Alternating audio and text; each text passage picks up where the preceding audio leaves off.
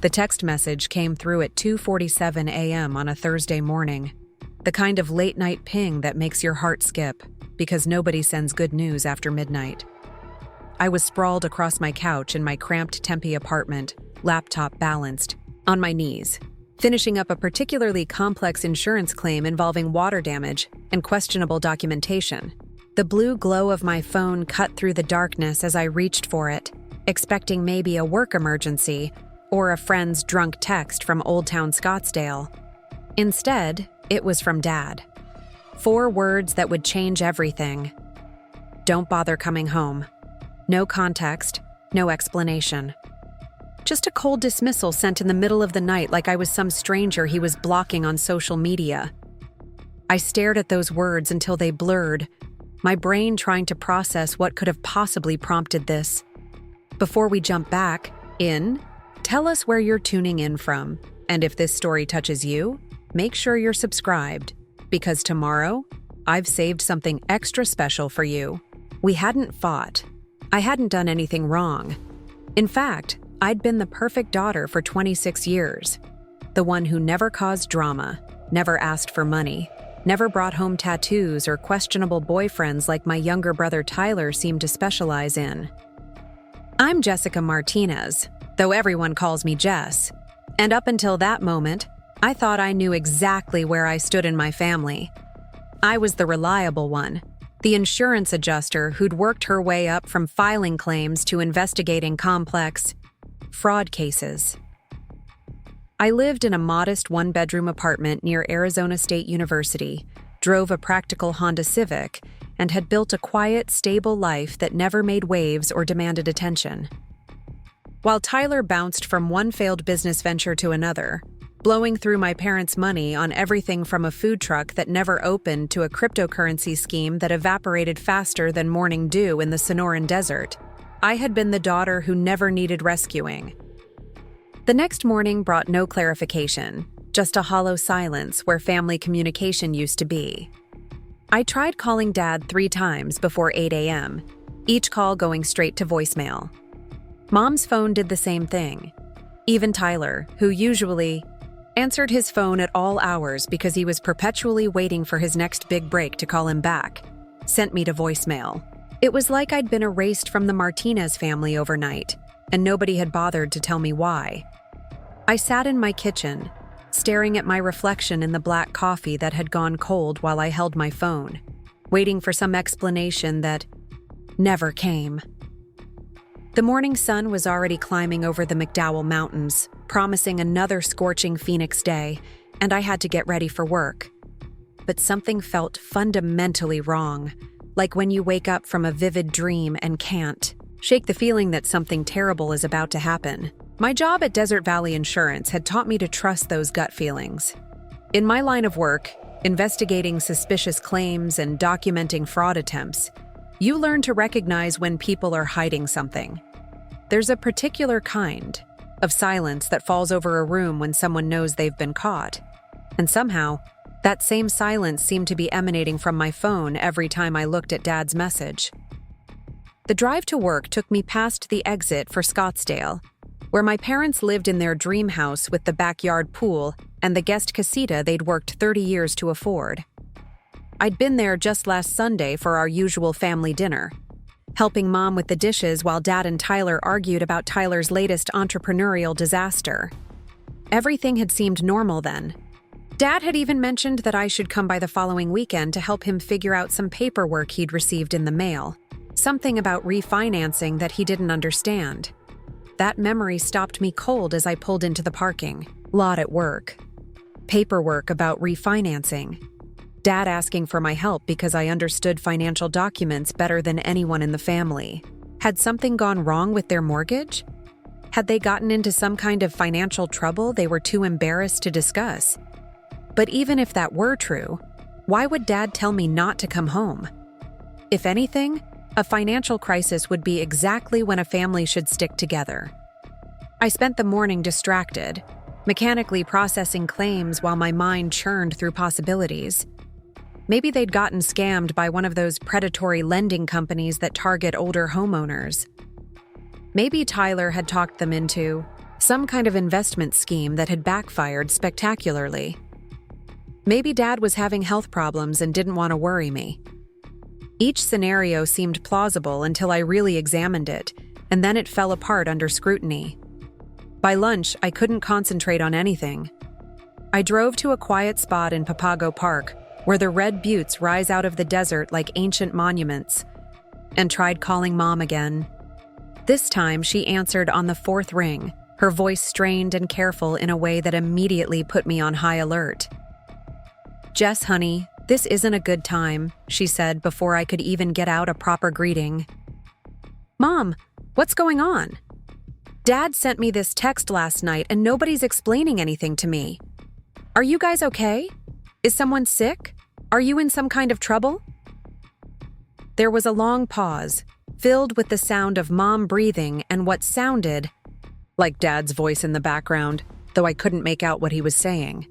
When she finally spoke, her words came out in a rush, like she was reading from a script she'd been forced to memorize. "We just think it's better if you give us some space right now. Tyler's going through a difficult time, and your father thinks it would be best if you didn't visit for a while. We'll call you when things settle down." Before I could ask any follow-up questions, before I could demand a real explanation or point out that this made absolutely no sense, she hung up. I sat there in my car, watching lizards dart between the desert rocks, feeling like I'd just been given a diagnosis for a disease I didn't know I had. Something was seriously wrong, and my family was closing ranks without me. The exclusion stung, worse than any argument would have. At least in a fight, you're still part of the conflict. This felt like being erased, like I'd somehow become irrelevant to people who were supposed to love me unconditionally. That afternoon, I did what I do best. I started investigating. Working in insurance fraud investigation had taught me that the most important skill isn't knowing where to look for answers. It's knowing what questions to ask. And the first question that occurred to me was about that refinancing paperwork Dad had mentioned. If they were having financial problems severe enough to cut me out of the family, there would be a paper trail. I started with the basics, pulling up public records for their address in Scottsdale. Property records are public information in Arizona, and it took me less than 20 minutes to find something that made my blood run cold. Their house, the 4-bedroom dream home with the pool and the casita and the mountain views, had been refinanced 6 months ago. The new mortgage was for significantly more than what they'd owed on the old one, which meant they'd taken cash out of their equity. That wasn't necessarily alarming by itself. Lots of people refinance to access their home equity, especially older homeowners who want to renovate or invest in something. But what stopped my heart was seeing my name listed as a co-borrower on the new loan documents. I read it 3 times before the words really sank in. Jessica Elena Martinez, with my birth date, my social security number, and what appeared to be my signature on multiple pages of loan documentation. According to these records, I had personally guaranteed a $340,000 mortgage on my parents' house, taking on legal responsibility for a debt that was more than 6 times my annual salary. I had never seen these documents before in my life. I had never agreed to co-sign anything for anyone, let alone a mortgage of this magnitude. I had certainly never been to the closing where these papers were supposedly signed. Yet there was my information, my credit score, my employment history with Desert Valley Insurance, all used to help qualify for a loan that my parents apparently couldn't get on their own. The Desert Valley Insurance building suddenly felt too small, too hot, too confining. I walked outside into the afternoon heat, where the temperature was already climbing toward 110 degrees, and called the mortgage company directly. I told them I was Jessica Martinez, and I had questions about the loan on my parents' property. The customer service representative was helpful and chatty, pulling up the account and confirming details that made me feel sick to my stomach. "Oh yes, Ms. Martinez. I see you here as the primary co-borrower. Your credit score really helped with the approval process. Is there something specific you needed help with regarding your loan?" My loan, The representative was talking about it like I had been part of this process from the beginning, like I had sat in some loan officer's office and deliberately committed to paying $2,400 a month for the next 30 years if my parents defaulted. The casual way she discussed it made it clear that this wasn't some clerical error or case of mistaken identity. Someone had actively used my information to fraudulently obtain this mortgage. I hung up without asking any more questions, my hands shaking as I realized the full scope of what had happened. My family hadn't just excluded me from some minor drama. They had committed identity theft, using my credit and my financial information to get a loan they couldn't qualify for on their own. And when I inevitably found out, instead of coming clean and asking for help figuring out how to fix it, Dad had simply told me not to come home. The Phoenix sun beat down on the parking lot, creating those shimmering heat waves that make the horizon look like it's moving. But I felt cold despite the sweltering temperature. I thought about every family dinner where I'd been treated like the successful daughter, the one who had her life together. I thought about every time Tyler had gotten into financial trouble and my parents had bailed him out, always with the explanation that family helps family and we all have to support each other. Apparently, their definition of family support was taking what they needed from me without asking, then cutting me off when they got caught. Preparing and narrating this story took us a lot of time, so if you are enjoying it, subscribe to our channel. It means a lot to us. Now back to the story. I drove home in a daze, my mind cycling through memories that suddenly looked different under this new light. Tyler's newest business venture, some kind of consulting company that he'd been vague about but excited over. Mom mentioning they were thinking about doing some home improvements. Dad's sudden interest in my job, asking detailed questions about how insurance investigations worked and what kinds of things investigators looked for when they suspected fraud. They had been planning this for months, maybe longer. They had used my success, my good credit, my stable employment as a tool to get what they wanted. And when it came time to face the consequences, they had decided it was easier to cut me out than to deal with the messy reality of what they'd done. My apartment felt different when I walked in that evening. The space I'd always seen as cozy and independent now felt small and isolated. I poured myself a glass of wine and sat on my balcony, watching the sun set behind South Mountain, trying to process the full magnitude of the betrayal.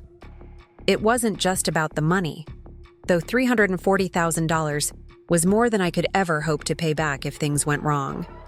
It was about the fundamental violation of trust, the casual way they had decided my financial future was something they could gamble with without even telling me. I thought about calling Tyler directly, demanding an explanation, maybe even threatening, to report the fraud to the police. But something held me back. Maybe it was years of being the peacekeeper in the family, the one who smoothed over conflicts and avoided confrontation. Or maybe it was the growing realization that if I was going to handle this situation, I needed to be smart about it, not emotional.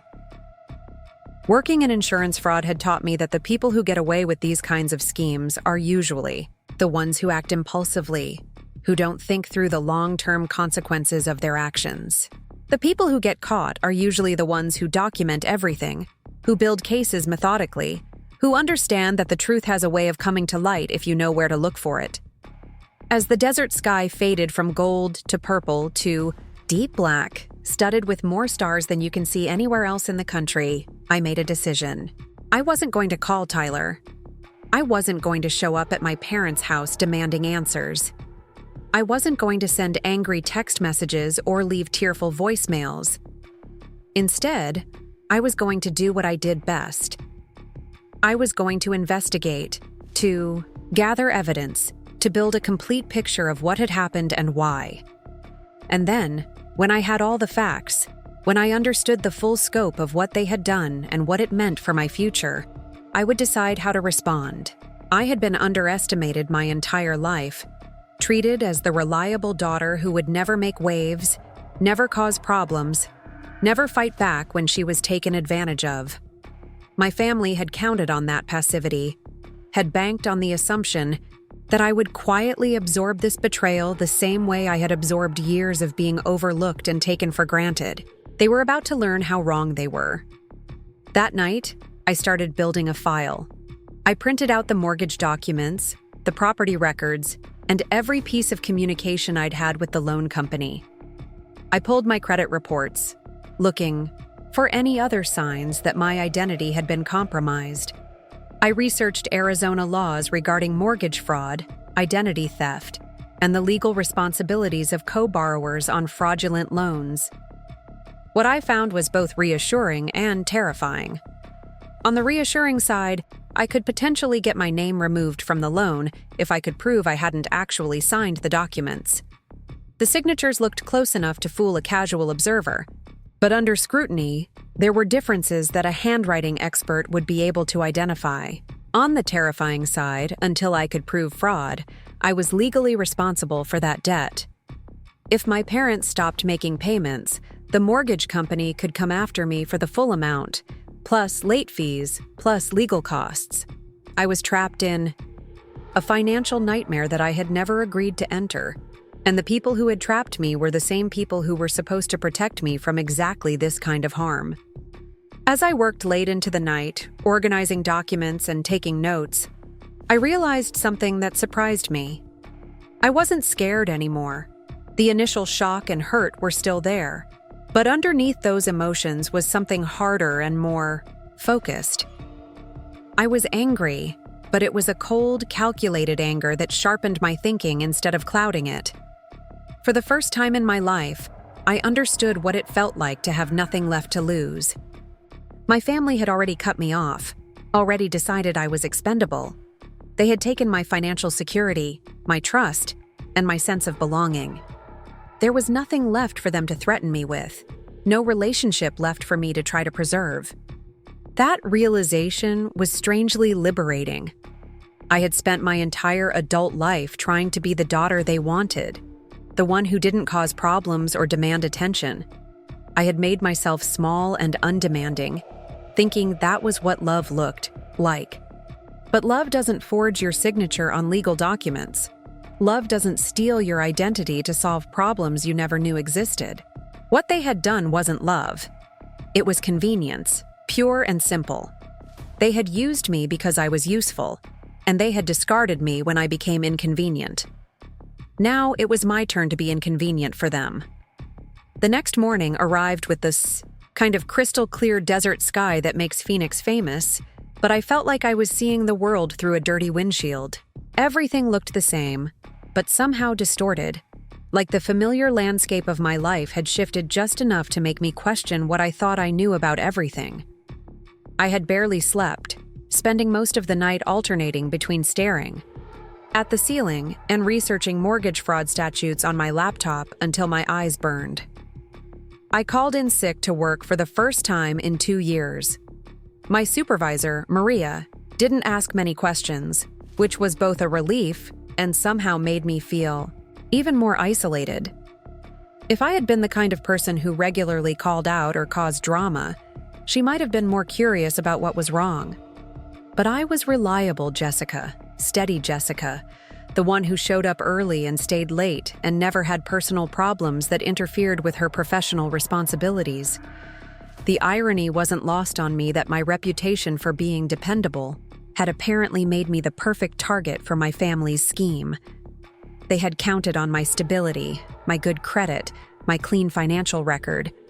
They had weaponized my responsibility against me. I spent the morning driving aimlessly through Phoenix, taking surface streets instead of the freeways, letting the rhythm of traffic lights and stop signs give some structure to the chaos in my head. I found myself in neighborhoods I rarely visited, past strip malls and housing developments that had sprouted from the desert over the past few decades, all of it baking under the relentless Arizona sun. Eventually, I ended up at the Central Library downtown, a massive building that stays cool even in the worst summer heat. I had done research there during college, and something about the quiet anonymity of the place felt right for what I needed to do. I claimed a computer station in a corner where I could see anyone approaching and started digging deeper into the mortgage documents I'd discovered. The more I learned, the more sophisticated the fraud appeared to be. This wasn't some sloppy forgery job or impulsive decision. Someone had carefully studied my handwriting, my signature patterns, even the way I formed certain letters. The fake signatures were good enough to pass casual inspection, but different enough that a forensic handwriting analyst would be able to prove they weren't mine. The question was whether I'd need to get that far to resolve this situation. I pulled up the loan officer's information from the mortgage documents and found his LinkedIn profile, his company biography, even some local real estate articles where he'd been quoted as an expert on refinancing for older homeowners. Marcus Chen, Senior Loan Specialist at Desert Sun Mortgage, with 15 years of experience and glowing customer reviews. He looked legitimate, professional, exactly the kind of person my parents would trust to guide them through a complex financial transaction. But he had also either been complicit in the fraud or had been fooled by documents convincing enough to pass his professional scrutiny. Either way, he was going to be a key figure in whatever happened next. I called Desert Sun Mortgage and asked to speak with Marcus Chen about the Martinez family loan. The receptionist put me through immediately, and his voice was warm and professional when he picked up. "Ms. Martinez, how can I help you today? I hope everything is going smoothly with your loan payments." The casual way he referenced the payments made my stomach clench. According to his records, I was a willing participant in this loan, someone who had sat across from his desk and deliberately taken on this financial obligation. I had to be careful not to reveal too much too quickly. "I'm actually calling because I have some questions about the documentation process. I've been looking over the paperwork, and I'm trying to remember some of the details from our meeting." Of course, that's completely understandable. It was quite a bit of paperwork to get through. What specifically were you wondering about? I took a deep breath, knowing that his answer to my next question would tell me whether he had been deliberately involved in the fraud or had been deceived along with everyone else. "I'm trying to remember the day we signed everything. Can you remind me what day of the week that was?" I know it seems like an odd detail, but I'm having a disagreement with someone about my schedule that week. There was a brief pause, and I could hear him clicking through what were probably digital files on his computer.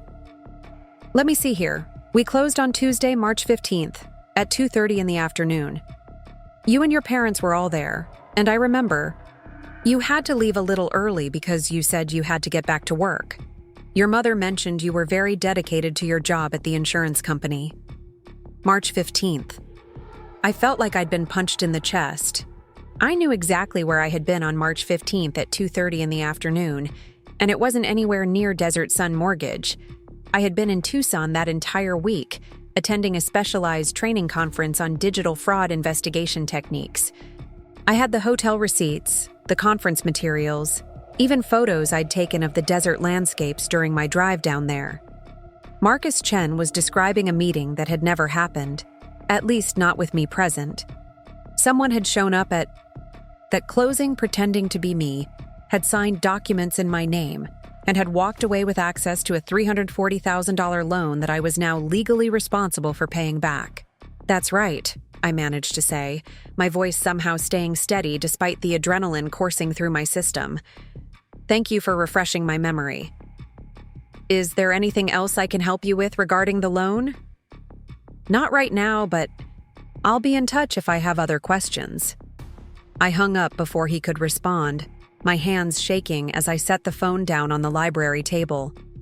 A woman at a nearby computer glanced over with concern, probably wondering if I was having some kind of medical emergency. I tried to smile reassuringly, but I'm not sure how successful I was. Someone had impersonated me at a mortgage closing. Someone who knew enough about my job, my schedule, my personality to fool a professional loan officer who had presumably seen hundreds of closings over his career. Someone who looked enough like me or had identification convincing enough to pass for me in an official legal proceeding. The list of people who could have pulled this off was very short. It would have required access to my personal information, knowledge of my work schedule, and either a physical resemblance to me or some very sophisticated fake identification. It would have required planning, coordination, and the kind of detailed knowledge that only comes from being close to someone.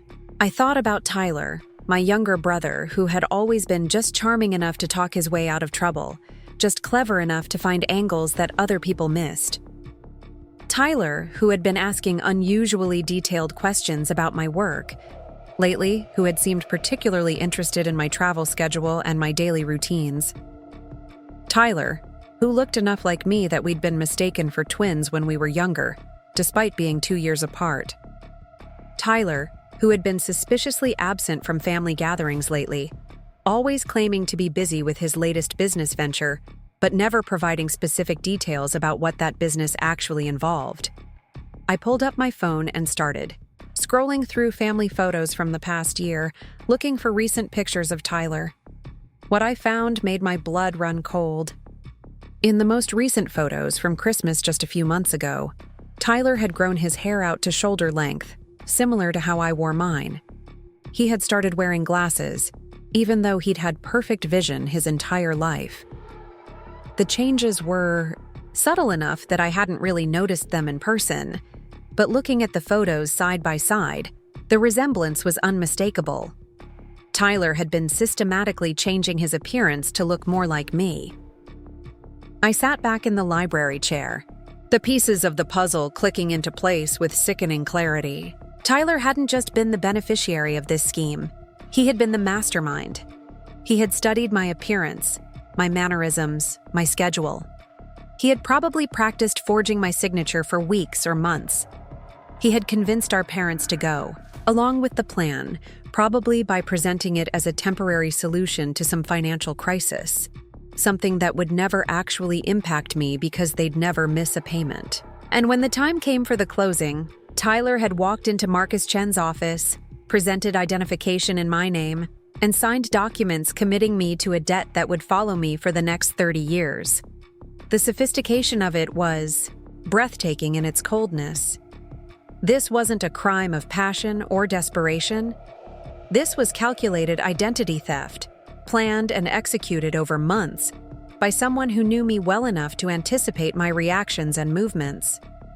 I thought about Dad's text message telling me not to come home. I thought about Mom's strained voice on the phone, reading from what had sounded like a script. They hadn't cut me off because they were angry with me or because I had done something wrong. They had cut me off because they knew what they had done, and they were terrified of facing the consequences. They were hoping that if they could just avoid me long enough, I would never find out. Or maybe they were hoping that by the time I discovered the truth, it would be too late for me to do anything about it. I gathered up my notes and drove home through the afternoon heat, my mind already shifting from shock to strategy. I had spent the morning confirming what had happened. Now I needed to figure out what I was going to do about it. The smart thing, the responsible thing, would be to call the police immediately. Identity theft is a serious crime in Arizona, and mortgage fraud carries heavy penalties. Tyler could face years in prison, and my parents could be charged as accessories, after the fact. The legal system would eventually sort everything out, remove my name from the loan, and hold the right people accountable for what they had done. But I also knew how slowly the legal system moved, especially in complex financial crimes. It could take years to fully resolve, years during which my credit would be damaged, years during which I would be fighting to prove my innocence instead of living my life, years during which my family would probably paint me as the vindictive daughter who had destroyed their lives over money. More importantly, going to the police immediately would mean giving up control of the situation. Once I involved law enforcement, the outcome would be in their hands, subject to their priorities and timelines and bureaucratic processes. I would become a victim in their case file, not an active participant in determining how this situation resolved. I had spent my entire career investigating fraud, understanding how these schemes worked, learning to think like the people who committed them. I knew their weaknesses, their blind spots, the psychological pressure points that made them crack under scrutiny. For the first time since this whole nightmare began, I realized I might have more power in this situation than I initially thought. That evening, I called my boss at Desert Valley Insurance and asked for a meeting first thing the next morning. Maria had been my supervisor for 3 years, and she was one of the few people who truly understood my work investigating complex fraud cases. If anyone would be able to help me think through my options, it would be her. "I need some advice about a personal situation that touches on professional expertise," I told her over the phone. "It's complicated, and I could use a perspective from someone who understands how these things work." "Of course, Jess. Are you okay? You sounded pretty rough when you called in this morning." "I'm dealing with some family stuff that's turned out to be more serious than I initially thought. I'll explain everything tomorrow, but I wanted to give you a heads up that it might affect my availability over the next few weeks. Take whatever time you need. You've got more vacation days banked than anyone in the department." After I hung up with Maria, I spent the evening organizing everything I had learned into a comprehensive file. I printed out timeline documents, financial records, copies of my travel receipts from the Tucson conference, photos showing Tyler's changing appearance over the past year. I wrote detailed summaries of my conversations with the mortgage company and the loan officer, including exact quotes where I could remember them. By the time I finished, I had built a case file that was more thorough than most of the fraud investigations that crossed my desk at work. The evidence was overwhelming, the timeline was clear, and the motive was obvious. Any prosecutor would be able to secure convictions based on what I had assembled. But as I looked at the neat stack of documents, I realized something that surprised me. I didn't want to destroy my family, even after what they had done to me. I didn't want to see Tyler in prison or watch my parents lose their house to legal fees and restitution payments. What I wanted was justice, accountability, and the assurance that something like this could never happen to me again. I wanted them to understand the magnitude of what they had done, not just to me, but to themselves. I wanted them to face real consequences that would make them think twice before ever treating someone this way again. But I also wanted to be the one who decided what those consequences looked like. As I prepared for bed that night, I made a decision that would have seemed impossible just a few days earlier. I wasn't going to be the victim in this situation anymore. I wasn't going to wait for other people to determine my fate or hope that the system would eventually protect me. I was going to take control of this situation completely, and I was going to use every skill I had learned in my career to make sure that justice was served exactly the way I thought it should be. My family had underestimated me for the last time. They had assumed I would be too shocked, too hurt, too concerned with keeping the peace to fight back effectively. They had counted on my history of avoiding conflict, of being the accommodating daughter who absorbed problems rather than creating them. They were about to discover that the same skills that made me excellent at investigating other people's fraud cases worked just as well when the fraud was personal. They were about to learn that quiet, responsible Jessica Martinez was much more dangerous than the loud, dramatic confrontation they were probably expecting. The desert night was perfectly still outside my apartment window, the kind of silence that only comes when you're far enough from the city lights to hear yourself think. I sat on my small balcony, looking out over the twinkling lights of the Valley of the Sun, and for the first time since this whole nightmare began, I smiled. Not because I was happy about what had happened, but because I finally understood exactly what I was going to do about it.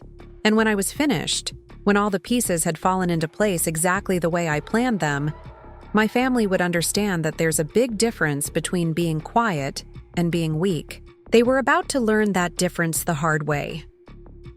Maria Santos had the kind of office that commanded respect without trying too hard. Clean lines, professional awards on the walls, and a view of the downtown Phoenix skyline that reminded everyone who entered that she had earned her position through competence, not politics. When I knocked on her door at 8 sharp the next morning, she was already at her desk with a cup of coffee and a stack of case files that probably represented millions of dollars in potentially fraudulent claims.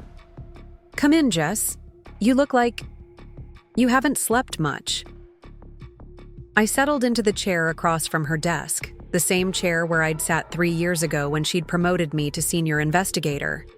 Back then, I'd been so proud of my professional accomplishments, so confident in my ability to spot deception and build airtight cases against people who thought they were smarter than the system. Now I was about to ask for her help in a situation where I was both the investigator and the victim, where the criminals were people I'd shared holiday dinners with my entire life. "I need to run a hypothetical situation by you," I began, pulling out a folder that contained copies of everything I'd assembled the night before.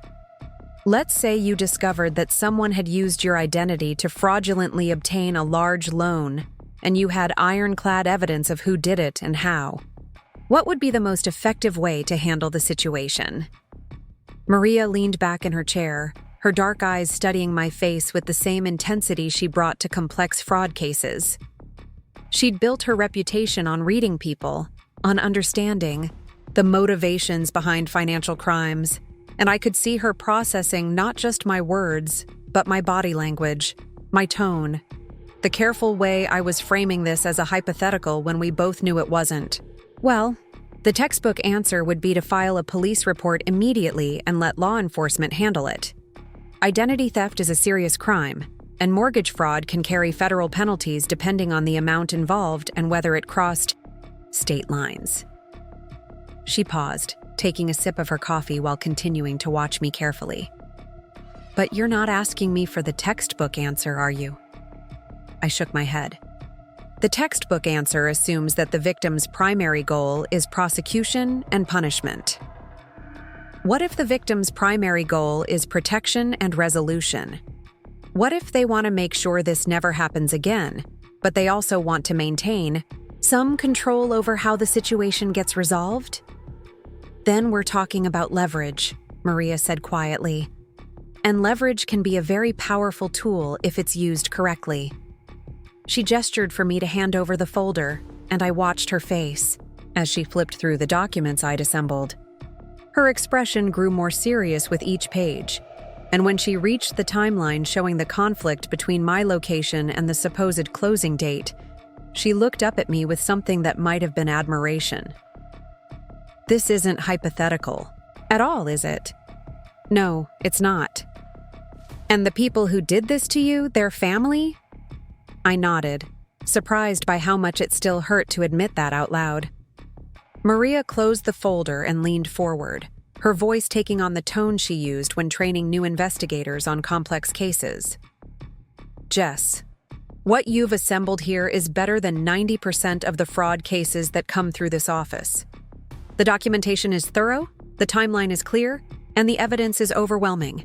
If you took this to the district attorney tomorrow, they could probably secure plea agreements within 60 days.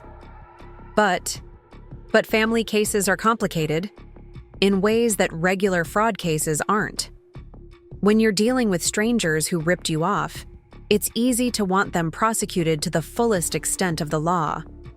When it's people you love, even people who have betrayed you, the emotional calculations become much more complex." She opened the folder again, pointing to the mortgage documents. "The loan amount here is substantial enough that this would definitely be prosecuted as a felony. Your brother, assuming he's the one who impersonated you at the closing, would be looking at serious prison time. Your parents, if they can be proven to have been knowing participants, could face charges as accessories. We're talking about potential consequences that would destroy their lives. What if they deserve to have their lives destroyed?"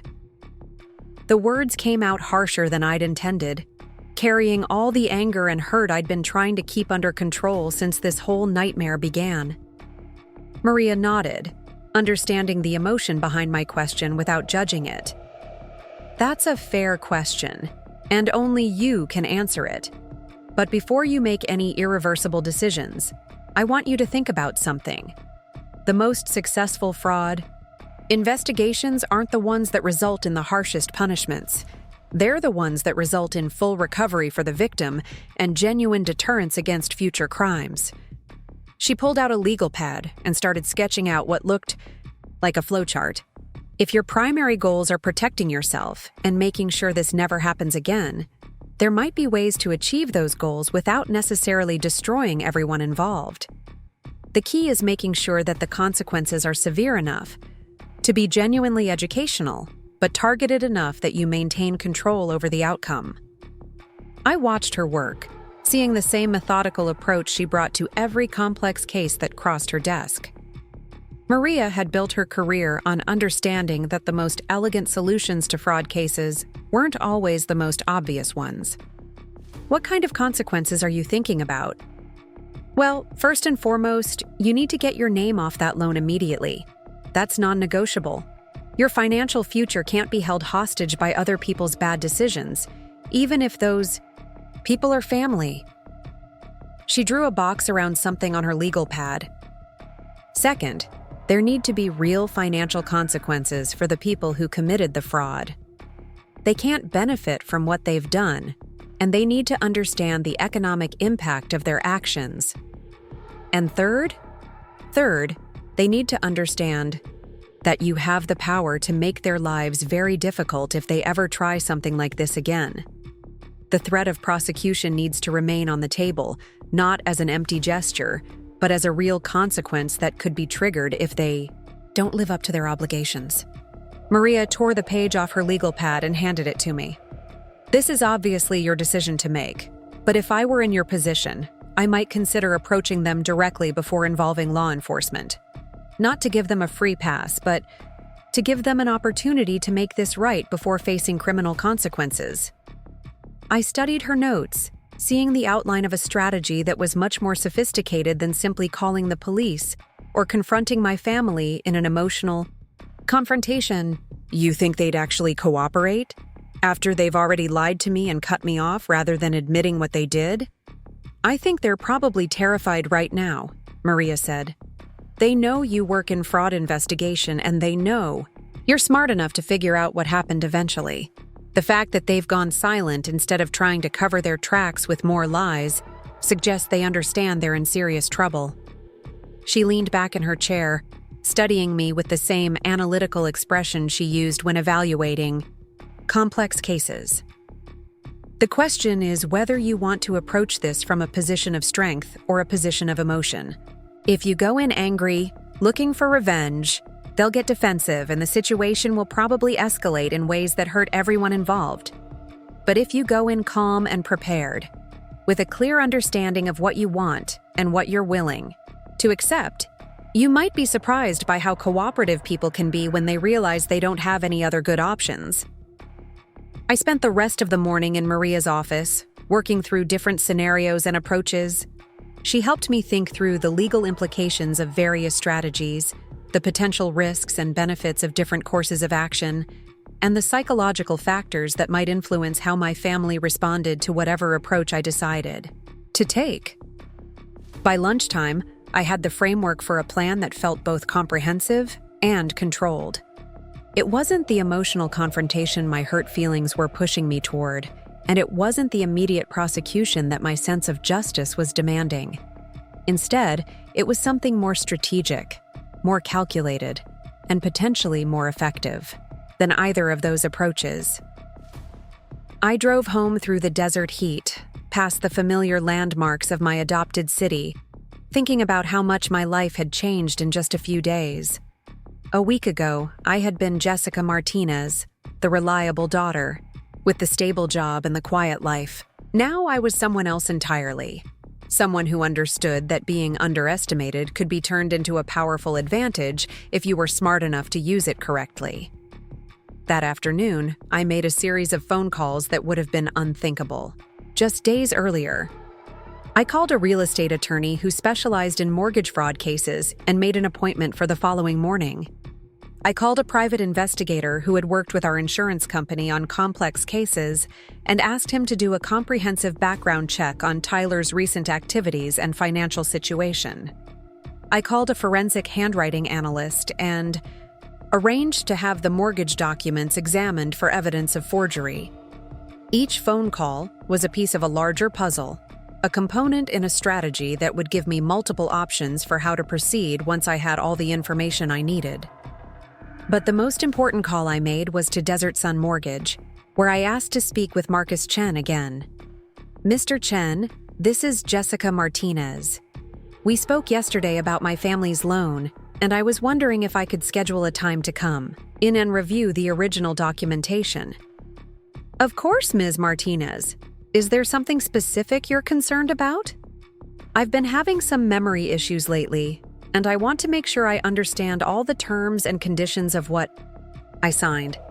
My doctor thinks it might be stress-related, but it's making me second-guess some important decisions I've made recently.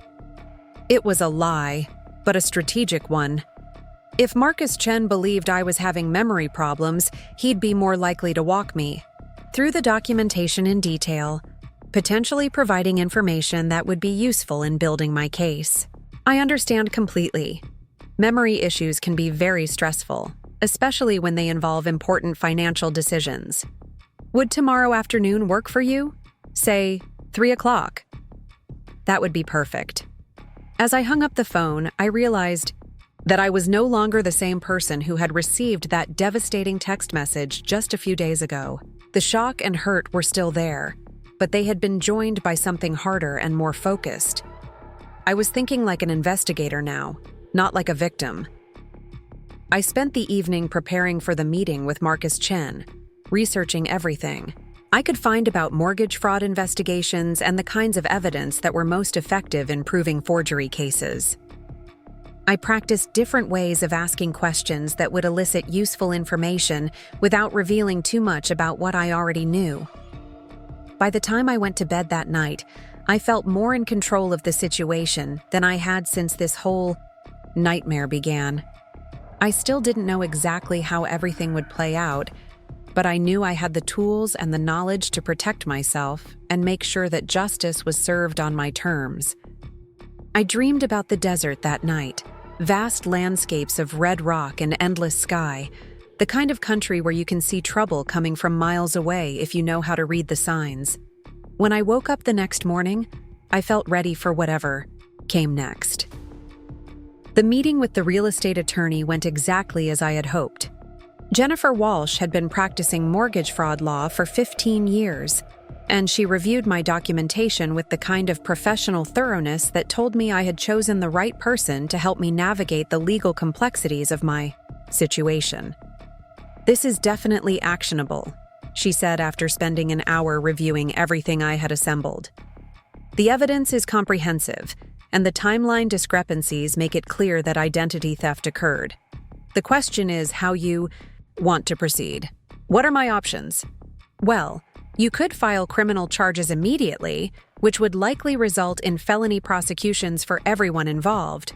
That would definitely get your name off the loan, but it would also mean giving up control over the timeline and the specific outcomes." She pulled out a different set of documents, legal forms that looked much more complex than anything I had prepared on my own. Alternatively, you could approach the involved parties directly with a demand for resolution that includes specific terms and deadlines. If they agree to those terms, you get what you need without necessarily destroying their lives. If they refuse or fail to comply, you still have the option of pursuing criminal charges later. What kind of terms would be realistic? Full removal of your name from the loan within 30 days, documented proof that your credit has been restored to its previous status, and potentially some form of financial compensation for the time and stress involved in resolving the situation. Jennifer leaned forward, her expression serious. The key advantage of this approach is that it puts you in the driver's seat. You decide what constitutes adequate resolution, you set the timeline, and you maintain the ability to escalate if they don't cooperate. It's a more sophisticated approach than immediate prosecution, but it's also riskier because it requires them to act in good faith. And if they don't act in good faith, then you prosecute them with all the evidence you've assembled, plus documentation showing that they had an opportunity to resolve the situation voluntarily and chose not to take it. That actually strengthens your case because it demonstrates a pattern of bad faith behavior. I left Jennifer's office with a comprehensive legal strategy and a timeline for implementation. The next step was my meeting with Marcus Chen, where I hoped to gather the final pieces of evidence I needed to make my approach as strong as possible. Desert Sun Mortgage occupied a sleek office building in North Scottsdale, the kind of place that suggested financial success and professional competence. Marcus Chen's office was on the third floor, with windows overlooking the McDowell Mountains and furnishings that struck a balance between impressive and approachable. Ms. Martinez, thank you for coming in. I hope we can help clarify any concerns you have about your loan documentation. Marcus was exactly what I had expected from his voice on the phone, professionally dressed, probably in his mid-40s, with the kind of confident demeanor that suggested he had guided hundreds of families through complex financial transactions. I appreciate you taking the time to meet with me, I said, settling into the chair across from his desk. As I mentioned on the phone, I've been having some memory issues lately, and I want to make sure I fully understand what I committed to when we closed on this loan. Of course, memory problems can be very concerning, especially when they involve major financial decisions. He pulled out a thick file folder that I recognized as containing all the documentation from my family's loan closing. Let's start with the basics. Do you remember coming in for the initial application meeting? That would have been in early February, about a month before we actually closed on the loan. I felt a chill run down my spine. There had been an initial application meeting that I supposedly attended, in addition to the closing where Tyler had impersonated me. The fraud was even more extensive than I had realized. I'm having trouble with some of the details from that time period, I said carefully. Could you refresh my memory about what we discussed during that meeting? Marcus flipped through several pages in the file, clearly referencing notes he had taken during the supposed meeting. Well, we talked about your employment history at Desert Valley Insurance, your salary and benefits package, your reasons for wanting to co-sign on your parents' refinancing. You were very clear that you wanted to help them access their home equity for some renovations and to pay off some high-interest credit card debt. None of this had ever happened. I had never been in this office before today, had never discussed my employment with Marcus Chen, and had certainly never agreed to co-sign on any loan for any reason. And I seemed comfortable with the financial obligations involved? Oh yes, very comfortable. You mentioned that your job in insurance had given you a good understanding of financial risk, and you felt confident that your parents would make their payments reliably. You said you'd rather help family than see them struggle with high interest debt. Marcus was describing conversations that had never taken place, meetings I had never attended, decisions I had never made. But he was describing them with the kind of specific detail that suggested he genuinely believed they had happened, which meant that whoever had impersonated me during that initial meeting had been very, very good at it. Do you happen to have any documentation from that meeting? Notes or copies of identification? Anything that might help me remember the specifics? Of course. Marcus pulled out a manila folder and handed me copies of what appeared to be my driver's license, my social security card, and recent pay stubs from Desert Valley Insurance. The identification documents were perfect forgeries, so good that I had to look closely to spot the subtle differences that indicated they weren't genuine. The pay stubs were real ones that had been stolen from my mail or somehow obtained from my employer's records. These look right to you? Marcus asked, clearly hoping to help me feel more confident about my memory. Yes, these definitely help. Clarify things, I said, taking photos of the documents with my phone while pretending to study them more closely. I spent another 20 minutes with Marcus, gathering as much information as possible about both meetings Tyler had attended while impersonating me. By the time I left his office, I had a complete picture of the fraud that was even more sophisticated and extensive than I had initially understood. Tyler hadn't just forged my signature on closing documents. He had obtained fake identification, stolen my personal financial information, and attended multiple meetings over several weeks, building a detailed impersonation that had fooled financial professionals whose job was to verify the identity of their clients. This wasn't a crime of opportunity or desperation. This was a carefully planned, expertly executed identity theft that had required months of preparation and a level of criminal sophistication that I would never have believed my brother possessed. As I drove home through the afternoon heat, I realized that my family had underestimated me in exactly the same way I had underestimated them. They had assumed I was too naive, too trusting, too conflict-averse to effectively fight back when I discovered what they had done. They were about to learn how wrong they were. The decision to drive to Scottsdale that Friday evening wasn't impulsive. I had spent 3 days after my meeting with Marcus Chen, carefully planning every detail of what would happen when I finally confronted my family. I had legal documentation prepared, strategic options mapped out, and a clear understanding of exactly what I wanted to achieve. What I hadn't anticipated was how calm I would feel as I pulled into the driveway of the house where I had grown up.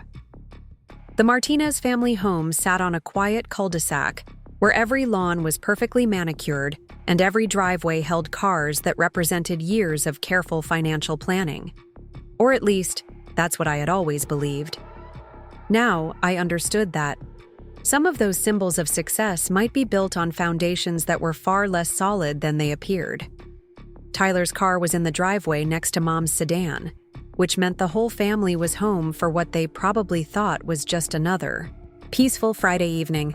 I sat in my Honda for a few minutes, watching the warm light spill from the windows, listening to the distant sound of laughter from the backyard where Dad was probably grilling something on the barbecue he'd been so proud of when they first bought this place. It looked like a scene from a family vacation brochure, the kind of domestic tranquility that people work their entire lives to achieve. In a few minutes, I was going to shatter that illusion completely. And for the first time, since this whole nightmare began, I felt a small pang of regret about what I was about to do. Then I remembered the mortgage documents with my forged signature, the sophisticated fake identification Tyler had used to steal my identity, the months of careful planning that had gone into violating my trust in the most fundamental way possible. The regret disappeared, replaced by the cold certainty that what I was about to do was not only justified, but necessary. I walked up the familiar flagstone path, past the desert landscaping Mom had spent years perfecting, and knocked on the front door. The sound of my knuckles against the wood seemed unnaturally loud in the evening quiet, like a gunshot echoing across the desert. Dad answered the door, and for a moment, his face lit up with genuine pleasure at seeing me. Then he remembered why I wasn't supposed to be there, and his expression shifted to something that looked like panic barely controlled by guilt. "Jess, what are you doing here? I thought we talked about giving us some space." "We need to have a conversation," I said quietly. "All of us. Together. This really isn't a good time. Tyler's been having a rough week, and your mother's not feeling well." I had expected him to try to turn me away, just like I had expected him to make excuses for Tyler and create reasons why a family conversation wasn't possible right now. What I hadn't expected was how easily I would be able to see through the deflection tactics that had probably worked on me my entire life. "Dad, I know about the mortgage. I know about the refinancing. I know about the fake identification, and I know about Tyler impersonating me at the closing meetings. We can have this conversation inside with some privacy, or we can have it out here where the neighbors can hear everything. But we're going to have it tonight." The color drained from his face so quickly that I thought he might actually faint. He stood there for a moment, gripping the doorframe like it was the only thing keeping him upright, before finally stepping aside to let me in. The house smelled exactly the same as it always had, like Mom's lavender candles and Dad's aftershave, and the faint lingering scent of whatever Tyler had been cooking in the kitchen. But somehow, walking through the familiar living room felt like entering a stranger's home. The furniture was the same. The family photos were still arranged on the mantel in the same careful groupings, but everything looked different when viewed through the lens of what I now knew about the people who lived here. Mom appeared from the kitchen, drying her hands on a dish towel and wearing the kind of forced bright smile that told me she had been hoping against hope that this moment would never come. "Jess, honey, what a nice surprise. Are you staying for dinner? I made that chicken recipe you used to love when you were in college." "Where's Tyler?" I asked, ignoring her attempt to pretend this was a normal family visit. "He's in his room, I think. He's been working on some new business proposals, very intensive stuff that requires a lot of concentration." I walked toward the back of the house where Tyler's childhood bedroom had been converted into what Mom generously called his home office, but what I had always thought of as his hideout from adult responsibilities. I knocked once on the door and then opened it without waiting for permission.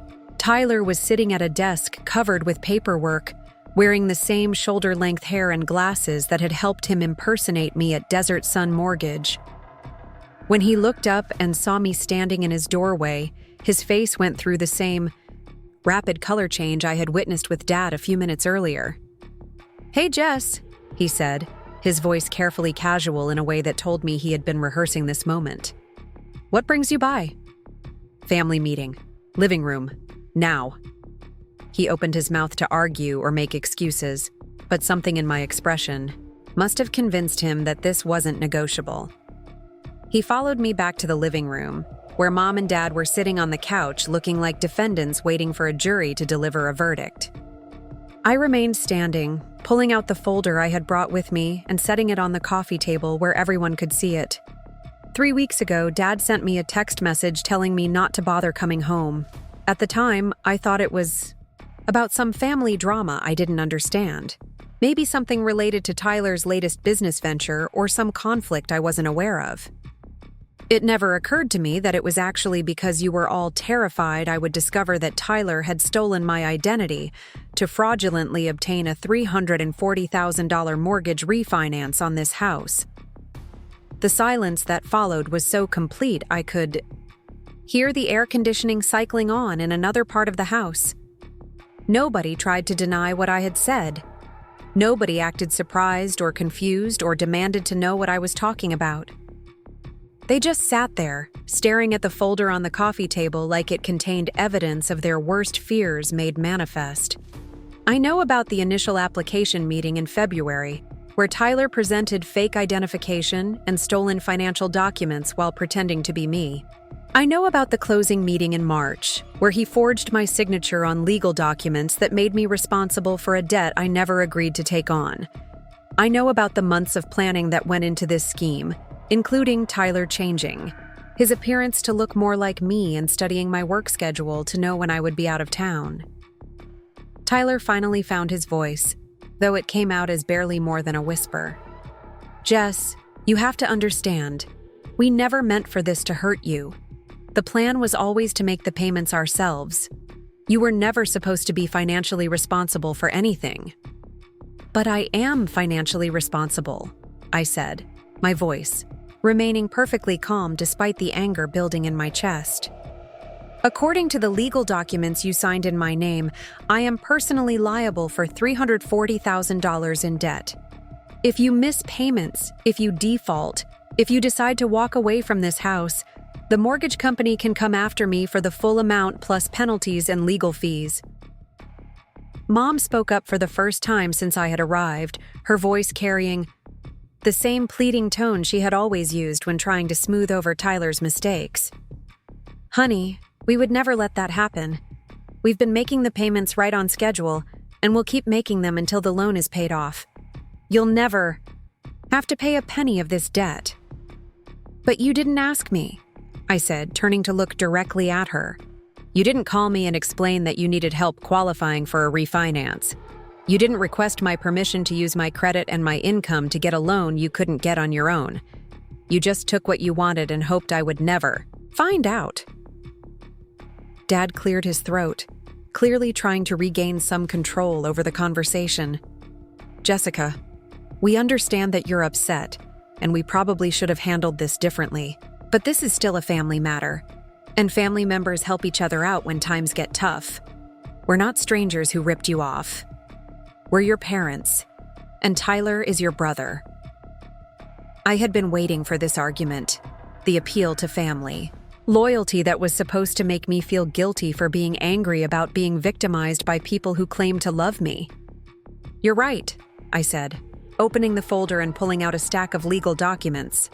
We are family, and that's exactly why what you did is so much worse than if you had been strangers. I handed Dad the first set of papers, watching his face, as he realized what he was looking at. Those are the results of a forensic handwriting analysis comparing my real signature to the forged signatures on the mortgage documents. As you can see, there are 17 distinct differences that prove conclusively that I never signed those papers. I handed Mom the second set of documents. Those are copies of my hotel receipts, conference registration, and travel expense. Reports from the week when the closing supposedly took place. As you can see, I was in Tucson attending a professional training conference during the entire period when Tyler was in Scottsdale pretending to be me. Finally, I handed Tyler the third set of papers. And those are the criminal statutes covering identity theft and mortgage fraud in Arizona, along with the penalties you'll be facing when I file charges against you next week. The transformation in the room was immediate and dramatic. Dad started reading through the handwriting analysis with the kind of focused attention he usually reserved for tax documents. Mom began crying quietly, clutching the travel receipts like they might somehow change what they proved. Tyler stared at the criminal statutes without really reading them, his face pale and his hands shaking. "Jess, please," Tyler said, his voice breaking. "I know we screwed up, but please don't destroy our lives over this. I'll do whatever it takes to make this right." "What you'll do," I said calmly, "is exactly what I tell you to do. Because for the first time in this relationship, I'm the one with all the power, and you're the ones who need something from me." I pulled out the final document from my folder, a legal agreement that Jennifer Walsh had helped me prepare. "You have 72 hours to get my name completely removed from that mortgage. You'll refinance again, this time using only your own information and credit, and you'll provide documented proof that my credit report has been restored to its previous status. You'll also pay me $25,000 in compensation for the time and stress involved in cleaning up your mess." Dad looked up from the handwriting analysis, his face a mixture of desperation and calculation. "Jessica, we can't possibly qualify for that loan without your credit score. The only reason we were able to refinance in the first place was because your income and credit history made the application strong enough for approval." "Then I guess you should have thought about that before you decided to commit identity theft," I replied. "Because those are my terms, and they're not negotiable. If you can't meet them within 72 hours, I'll be filing criminal charges Monday morning, and you can explain to a judge why you thought it was acceptable to steal your daughter's identity to solve your financial problems." Mom stopped crying long enough to ask the question I had been expecting. "What if we can't get approved for a new loan? What if the bank won't refinance without your credit backing the application?" I smiled for the first time since entering the house, and it wasn't a pleasant expression. "Then you'll have to sell the house to pay off the mortgage. And since I'm legally a co-owner of this property thanks to the documents Tyler signed in my name, I'll have significant input into that sale process." The silence that followed was even more complete than before, as the three of them finally understood the full scope of their situation. They had thought they were being clever, using my credit to solve their problems while keeping me in the dark about what they had done. Now they were discovering that their clever scheme had actually given me legal control over the asset they had been trying to protect. Tyler was the first to break, probably because he understood better than our parents what criminal fraud charges would mean for his future. "Okay," he said quietly. "Okay, we'll do whatever you want. Just please don't file charges." "I'm not making any promises about criminal charges," I said. What I'm offering you is an opportunity to resolve this situation before it gets worse. If you meet my terms within the specified timeline, I'll consider the matter resolved. If you don't, or if you try to play games or find loopholes or convince me to accept less than what I've demanded, then we'll let the legal system sort everything out. I stood up, leaving the legal agreement on the coffee table where they could all see it. You have 72 hours. That's until Monday at 5 p.m. If I don't have documented proof that my name has been removed from that mortgage and that my credit has been restored, I'll be at the police station Tuesday morning with everything you've seen tonight, plus a lot more evidence that I haven't shown you yet.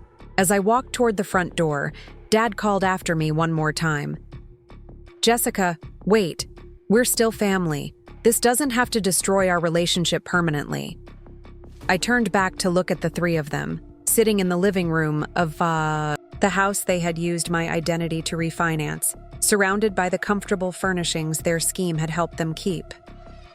No, we're not family anymore, I said quietly. Family members don't steal from each other. Family members don't forge each other's signatures on legal documents. Family members don't cut each other off when they get caught committing crimes. I opened the front door, feeling the desert evening air wash over me like a blessing. What we are now is people who used to be related and who now have a business arrangement with a very specific deadline. I suggest you spend the weekend figuring out how you're going to meet my terms, because I promise you that I'm not bluffing about the alternative.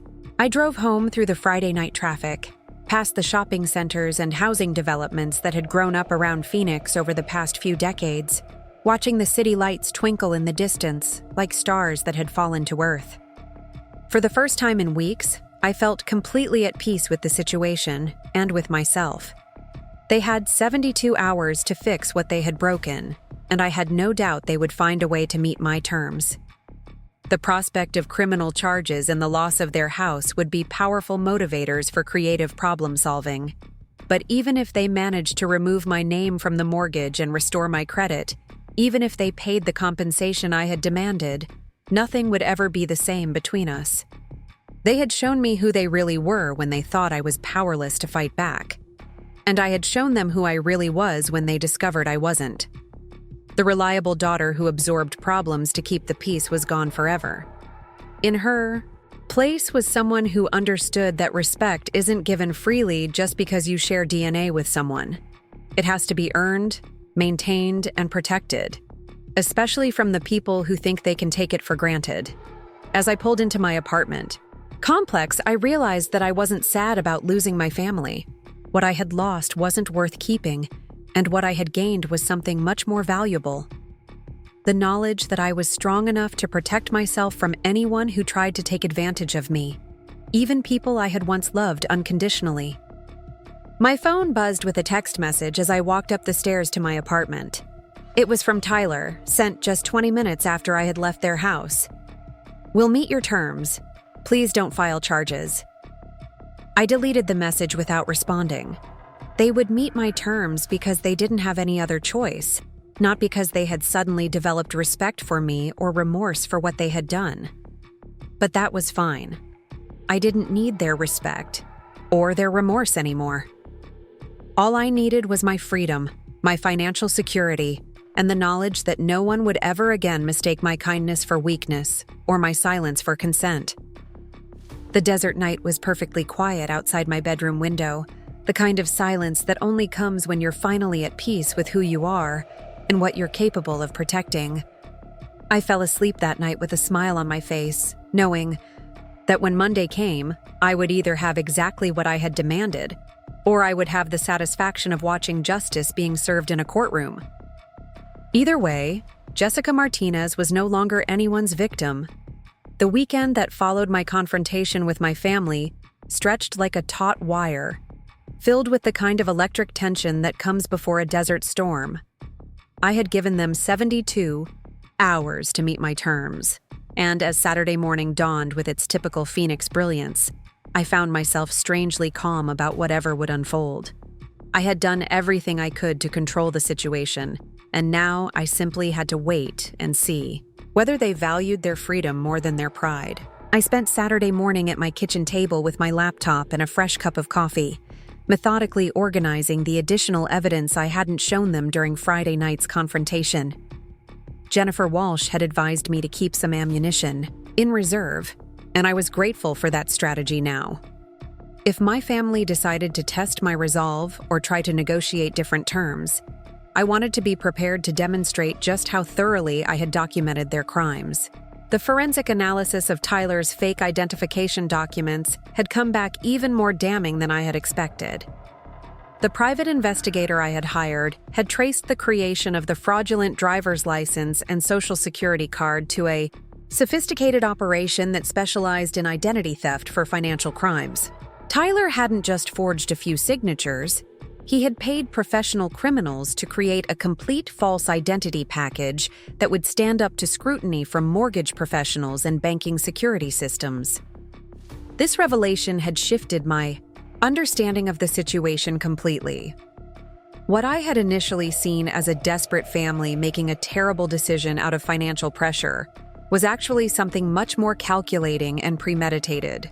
Tyler had sought out criminal expertise, paid for professional forgery services, and executed a complex fraud scheme that required months of planning and significant financial investment up front.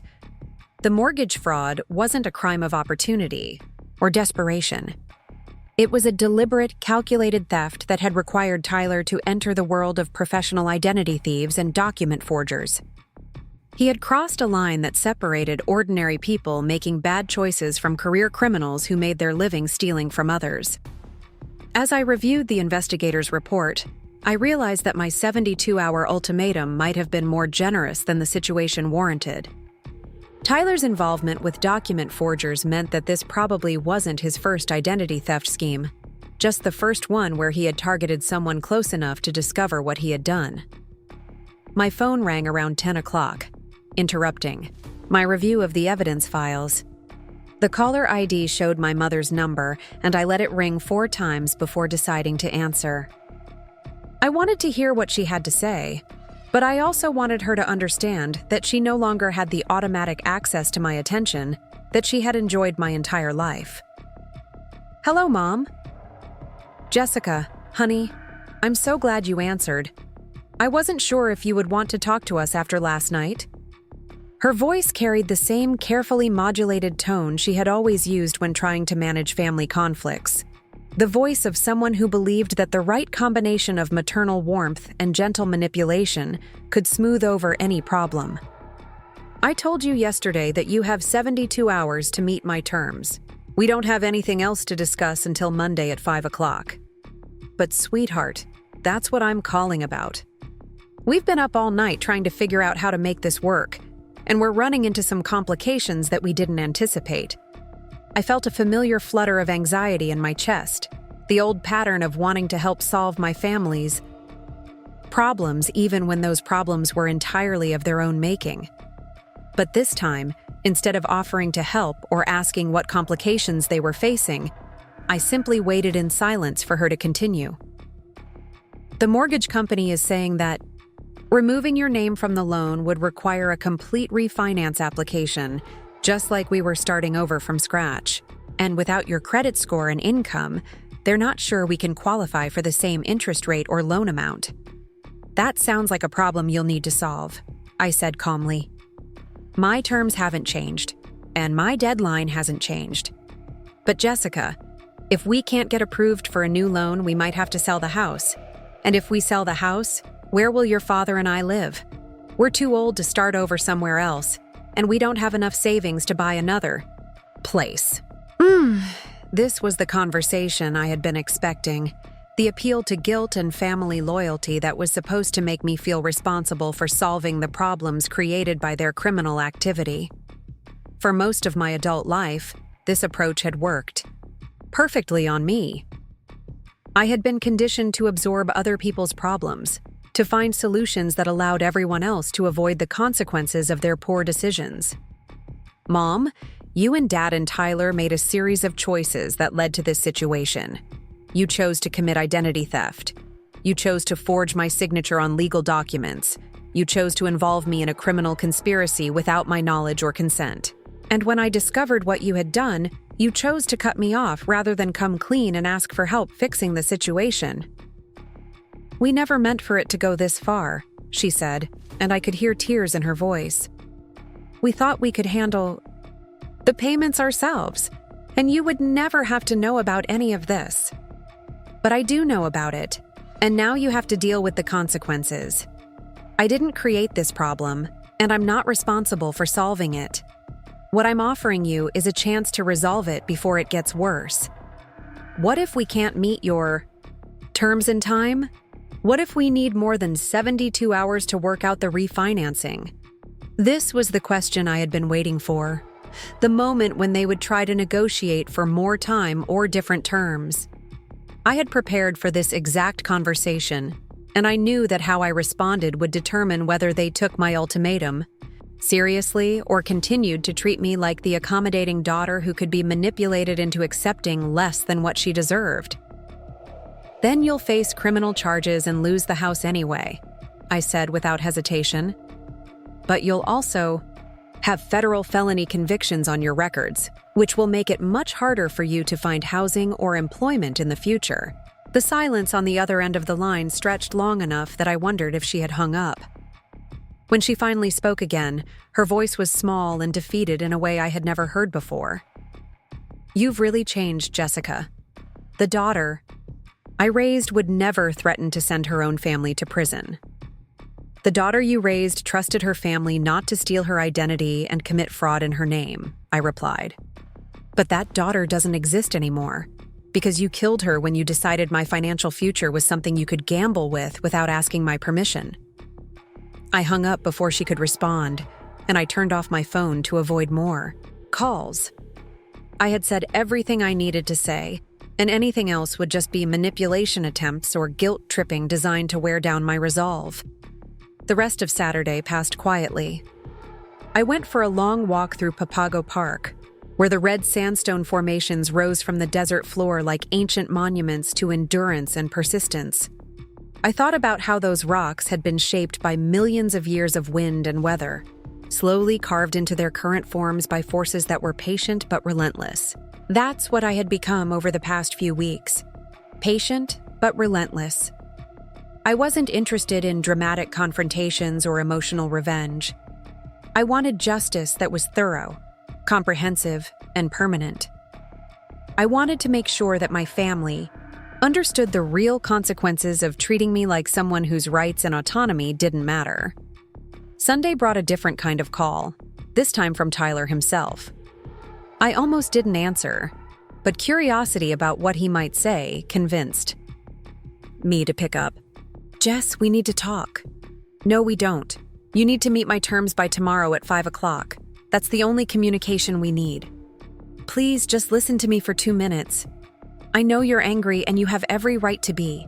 What I did was wrong, and I should have found a different way to handle our financial problems. I waited, letting him continue without giving him any indication of whether his words were having any impact.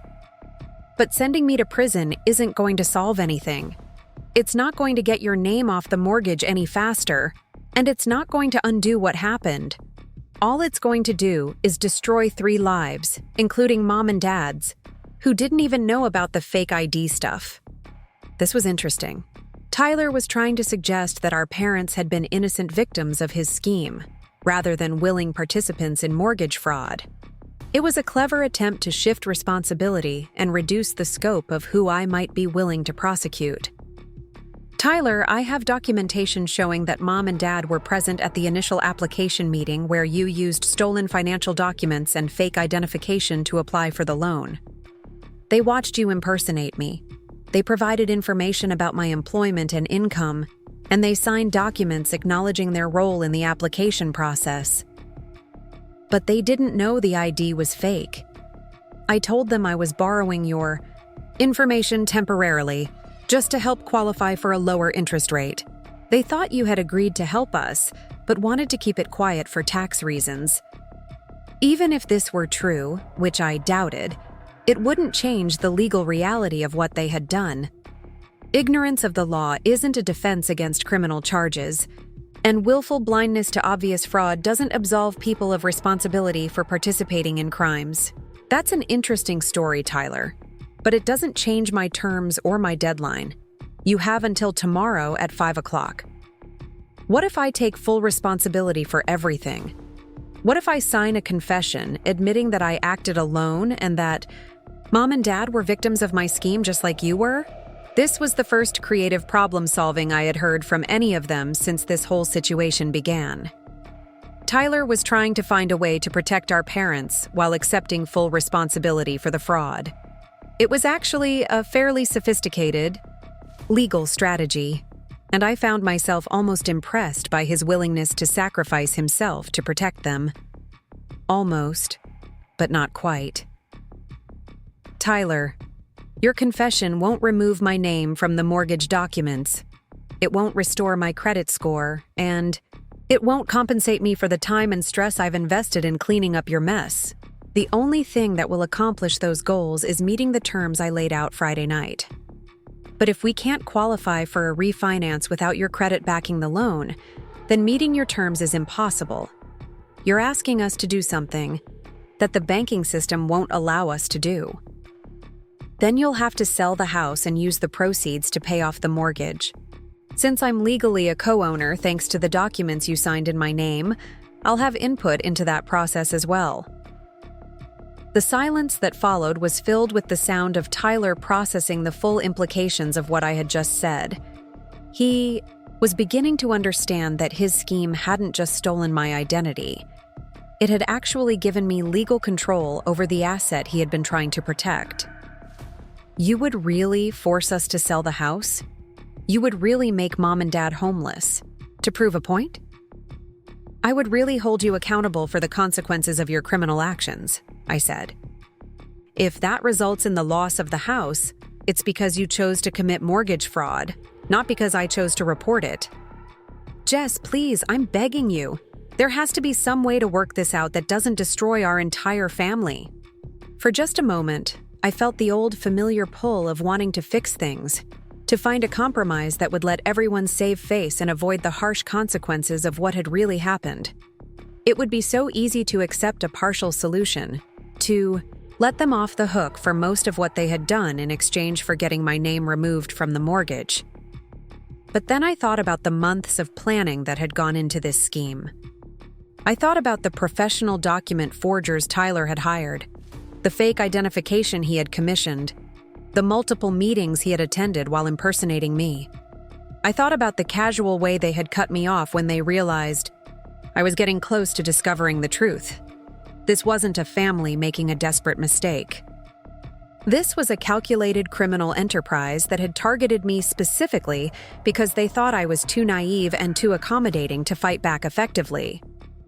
The way to work this out is to meet my terms by tomorrow at 5 o'clock, I said. If you can't do that, then you never should have committed identity theft in the first place. I hung up and turned my phone off again, but this time I also unplugged my landline. Whatever happened next, it would happen without any more attempts to manipulate me into accepting less than what I deserved. Monday morning arrived with the kind of desert sunrise that makes Phoenix famous, all gold and purple and impossible beauty stretching from horizon to horizon. I went to work as usual, handling insurance claims and investigating fraud cases with the same methodical attention to detail that had made me good at my job and had helped me build such a comprehensive case against my own family. At lunch, I drove to Jennifer Walsh's office to review our strategy for what might happen that evening. If my family met my terms, we would need to verify that all the documentation was legitimate and that my credit had actually been restored. If they failed to meet my terms, we would need to be prepared to file criminal charges first thing Tuesday morning. How are you feeling about all this? Jennifer asked as we reviewed the criminal complaint forms that were already prepared and ready for filing. Honestly, I feel like I'm exactly where I'm supposed to be, I said. For the first time in my adult life, I'm not trying to manage other people's emotions or solve other people's problems. I'm just protecting myself and letting them deal with the consequences of their own choices. That's a healthy attitude. but I want to make sure you're prepared for what might happen if they don't meet your terms. Criminal prosecution can be a long, stressful process, and there's always the possibility that they'll try to paint you as the vindictive family member who destroyed their lives over money. I had thought about this possibility extensively over the past few days. There was no doubt that some people would see my actions as disproportionate or cruel, especially if they didn't understand the full scope of what my family had done or the sophisticated nature of Tyler's criminal activities. I'm prepared for that, I said. I'd rather be seen as someone who overreacted to being victimized than someone who was too weak to protect herself when her own family committed crimes against her. Jennifer nodded, understanding exactly what I meant. The people who matter will understand that what you're doing is necessary and appropriate. The people who don't understand weren't going to support you anyway. I spent the afternoon at work, but I had trouble concentrating on anything. Every time my phone buzzed with a notification, I wondered if it might be news from my family about their progress toward meeting my terms. But as the day wore on and 5 o'clock approached, I heard nothing from any of them. At 4:30, I left the office and drove to a quiet coffee shop near downtown Phoenix, where I could sit and wait for my deadline in privacy. I ordered a large coffee and found a corner table where I could spread out the documents I might need if my family failed to meet my terms. At exactly 5 o'clock, my phone rang. The caller ID showed my father's number, and I answered immediately. Jessica, we've done it. We got approved for a new refinance loan that removes your name completely from the mortgage. The closing is scheduled for Thursday morning, and we'll have all the documentation you requested by Friday afternoon. I felt a complex mixture of relief and disappointment. Relief because this meant I wouldn't have to go through the stress and uncertainty of a criminal prosecution. Disappointment because part of me had been prepared to see them face the full legal consequences of what they had done. What about the compensation I requested? We're liquidating some investments to come up with the $25,000. You'll have a cashier's check by Friday, along with all the other documentation. And my credit report? The mortgage company is handling that as part of the refinance process. They've already submitted the corrections to all 3 credit bureaus, and you should see the changes reflected within 30 days. I sat in the coffee shop, listening to my father's voice and trying to process the fact that my ultimatum had actually worked. They had found a way to meet my terms, probably by accepting a much higher interest rate and putting themselves in a more precarious financial position than they had been before. Dad, I want to be very clear about something. This resolves the immediate problem, but it doesn't repair our relationship. You and Mom and Tyler committed serious crimes against me, and the fact that you're fixing the immediate consequences doesn't erase what you did. I understand, Jessica. We all understand that we've damaged something that can't be easily repaired, but we're hoping that maybe, with time, we can find a way to rebuild some kind of relationship. Maybe, I said, though I doubted it. But that would require all of you to genuinely understand what you did wrong and why it was wrong. And based on our conversations this weekend, I don't think any of you really get it yet. What do you mean? I mean that you're treating this like a financial problem that got out of hand, instead of understanding that you violated the most basic principles of trust and respect that are supposed to exist between family members. You didn't just steal money from me. You stole my identity, my autonomy, and my right to make my own financial decisions. There was a long pause before Dad responded, "You're right. We did violate your trust in ways that go far beyond money. And I'm not sure we fully understood that until this weekend, when we realized we might lose everything because of what we had done." It was the closest thing to a real acknowledgement of responsibility that I had heard from any of them. And I found myself cautiously hopeful that maybe they were beginning to understand the magnitude of their actions. "I'll be expecting all the documentation by Friday at 5 o'clock, I said. "If everything is in order, I'll consider this matter resolved from a legal standpoint." "And from a personal standpoint?" From a personal standpoint, we'll see. Trust takes a long time to rebuild, especially when it's been broken this badly. After I hung up, I sat in the coffee shop for another hour, watching the sunset paint the downtown Phoenix skyline in shades of gold and purple. I felt strangely empty, like I had been holding my breath for weeks and could finally exhale. My family had met my terms, which meant I had achieved everything I had set out to accomplish. My name would be removed from the mortgage, my credit would be restored, and I would receive financial compensation for the time and stress involved in resolving the situation. From a practical standpoint, I had won completely. But I also realized that winning had come at a cost I hadn't fully anticipated. The family I had grown up with, the people who had shaped my understanding of love and loyalty and belonging, were gone forever. What remained were people who shared my DNA and my childhood memories, but who had proven themselves capable of betraying me in ways I never would have imagined possible. The relationship we might rebuild in the future, if we built one at all, would be completely different from what we had lost. It would be based on wariness rather than trust, on negotiated boundaries rather than unconditional love, on respect that had been hard-won rather than freely given. As I drove home through the Monday evening traffic, I realized that I was okay with that trade-off. The unconditional love and trust I had lost had been built on the assumption that my family would never deliberately harm me. Once that assumption proved false, the love and trust became not just meaningless, but actively dangerous. What I had gained in exchange was something much more valuable: the knowledge that I could protect myself from anyone who tried to take advantage of me, even people I had once trusted completely.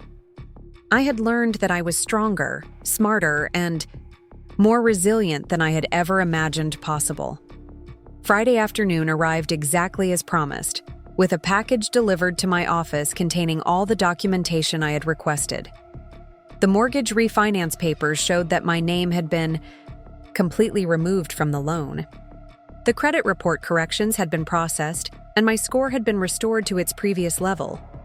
The cashier's check for $25,000 was made out to me personally, with no strings attached. I sat at my desk, reviewing each document carefully, and realized that this was probably the last time I would ever have any kind of business relationship with my family. Whatever happened between us in the future would be purely personal, with no financial entanglements or legal complications. That evening, I treated myself to dinner at one of Phoenix's best restaurants, a place I had always considered too expensive for a casual meal. I sat at a table by the window, watching the city lights come alive as the desert sunset faded into darkness, and I raised a glass of wine in a quiet toast to the woman I had become over the past month. She was someone I hadn't known existed before this crisis began. She was someone who could investigate complex crimes, build comprehensive legal strategies, and negotiate from positions of strength even when dealing with people who had hurt her deeply. She was someone who understood that being kind didn't require being weak, and that protecting yourself didn't make you cruel. Most importantly, she was someone who would never again mistake other people's needs for her own responsibilities, or other people's problems for her own failures to solve. As I walked to my car after dinner, my phone buzzed with a text message from Tyler. It was the first direct communication I had received from him since our phone conversation earlier in the week. "Thank you for giving us a chance to make this right. I know we don't deserve it, but I hope someday you might be willing to talk about rebuilding our relationship." I read the message twice before deciding how to respond. Part of me wanted to ignore it completely, to maintain the distance I had established, and avoid any possibility of being drawn back into the dysfunction that had characterized our family relationships for so long. But another part of me recognized that Tyler's message was different from the guilt-tripping and manipulation attempts I had received from our parents. It was direct, it acknowledged responsibility, and it didn't ask for anything immediate or specific. I typed back a simple response. "Someday, maybe, but it will take time, and it will require all of you to genuinely understand what you did wrong. and why it was wrong. I hit send before I could second-guess myself, then turned off my phone and drove home through the quiet desert night.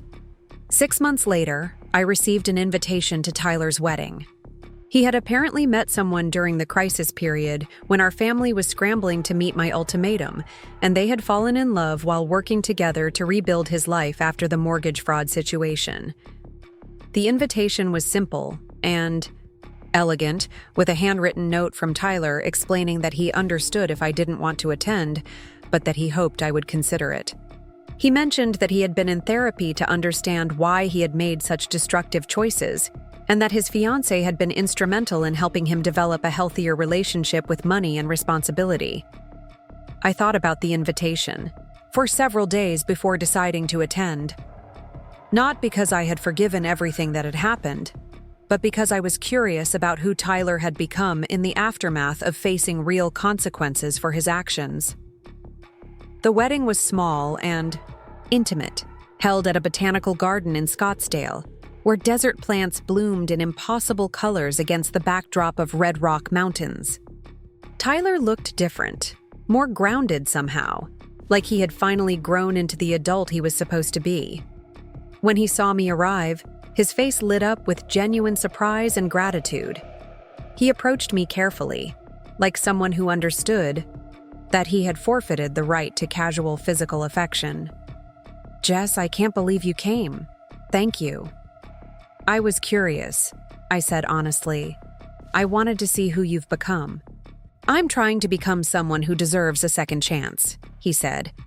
"I know I can't undo what I did, but I'm hoping I can build something better going forward." We talked for a few minutes before the ceremony began, and I was struck by how different our interaction felt from the desperate, manipulative conversations we had had during the crisis. Tyler seemed genuinely remorseful, not just sorry that he had gotten caught or faced consequences, but actually understanding of how his actions had violated my trust and autonomy. During the reception, I found myself talking with his new wife, Maria, who turned out to be a financial counselor who specialized in helping people recover from debt and financial trauma. She mentioned that Tyler had been completely honest with her about the mortgage fraud situation, and that working through the aftermath had been part of what brought them together. "He told me that you probably saved his life by holding him accountable," she said. "If you had just let it slide, he would have kept escalating until he eventually ended up in prison for something much worse." I hadn't thought about it that way, but I realized she might be right. Tyler's involvement with professional document forgers had been a significant escalation from the minor financial schemes he had attempted in the past. If I had absorbed this crime the way I had absorbed his previous bad decisions, he might have continued down a path that led to federal prison or worse. By the end of the evening, I realized that I didn't hate Tyler anymore. I didn't trust him, and I didn't know if I ever would, but I could see that he was genuinely trying to become a better person. More importantly, I could see that he understood why his actions had been so harmful, not just financially, but personally. My parents were also at the wedding, and our interactions were polite but distant. We exchanged pleasantries and shared a few careful conversations about neutral topics, but there was no pretense that we had returned to the relationship we used to have. I realized that this was probably the best possible outcome for our family situation. We could be civil to each other, we could share important occasions, but we would never again have the kind of close, trusting relationship that had made Tyler's crimes possible in the first place. As I drove home that night, I reflected on how much my life had changed since that first devastating text message from Dad telling me not to come home. I had lost a family that I thought I could depend on, but I had gained something much more valuable: complete confidence in my ability to protect myself and advocate for my own interests. I had learned that being alone was infinitely better than being surrounded by people who would betray you when it suited their purposes. I had learned that setting boundaries wasn't cruel, even when it caused other people distress.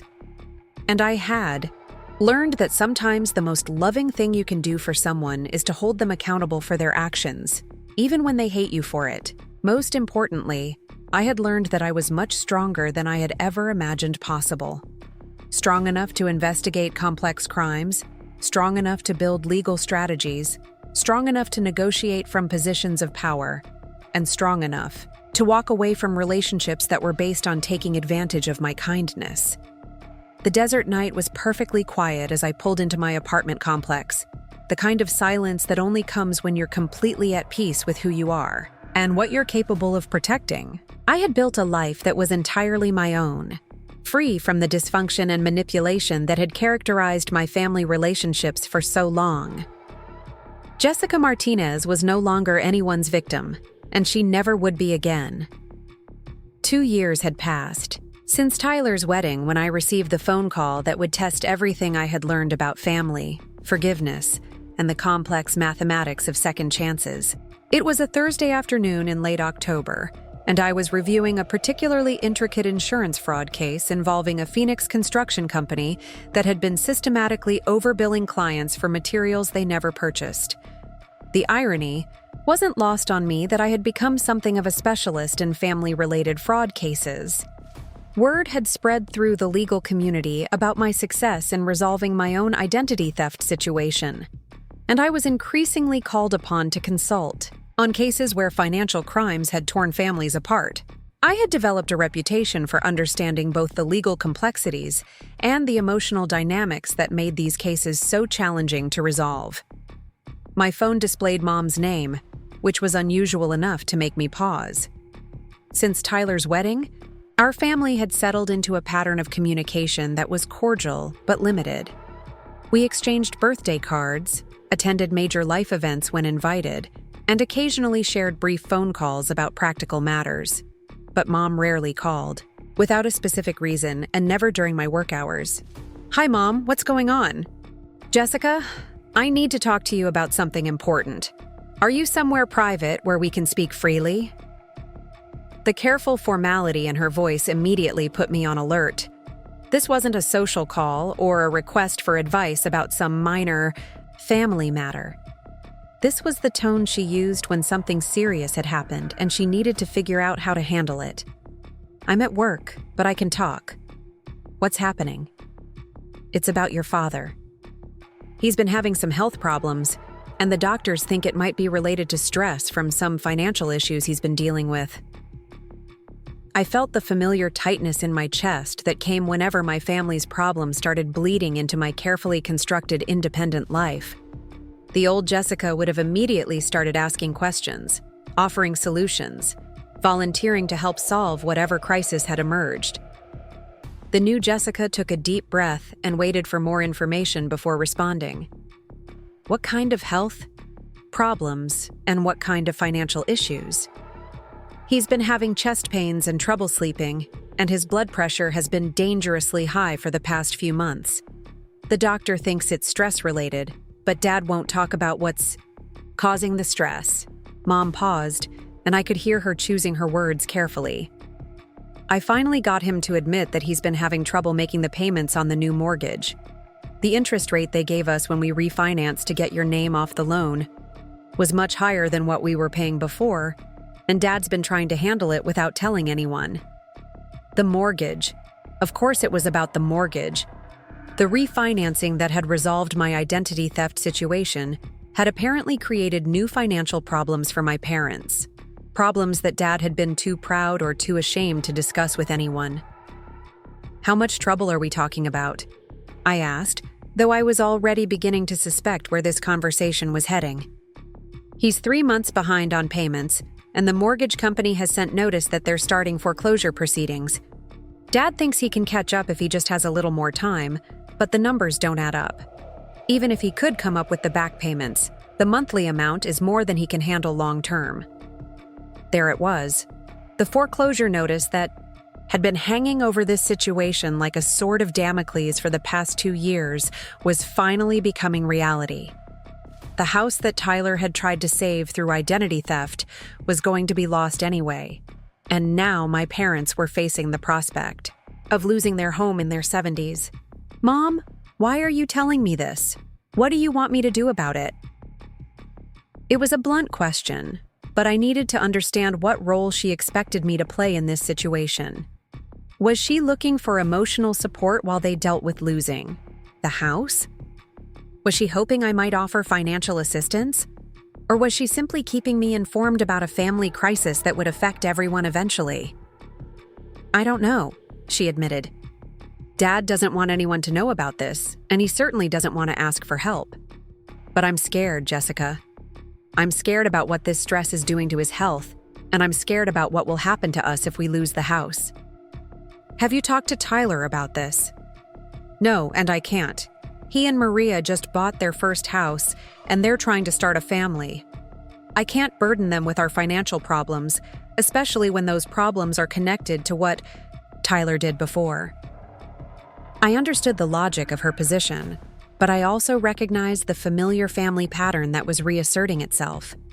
Once again, I was being positioned as the family member who was expected to absorb the consequences of other people's poor decisions.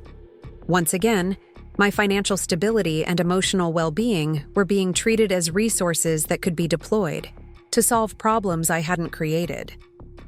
Mom, I need to be very clear about something. I'm not going to co-sign on any more loans. I'm not going to provide financial guarantees for Dad's debts, and I'm not going to put my own financial security at risk to solve this problem. I'm not asking you to do any of those things, she said quickly. I just thought you should know what's happening, and maybe you could help us figure out what options we have. What options do you think you have? Well, we could sell the house ourselves before the foreclosure goes through. That would give us some control over the process and might leave us with enough equity to put a down payment on something smaller and more affordable. This was actually a reasonable approach, and I found myself cautiously impressed that Mom had thought through the practical implications of their situation. Selling voluntarily would be much better than losing the house to foreclosure, both financially and in terms of their credit ratings. That sounds like a sensible plan. Have you talked to a real estate agent about what the house might be worth?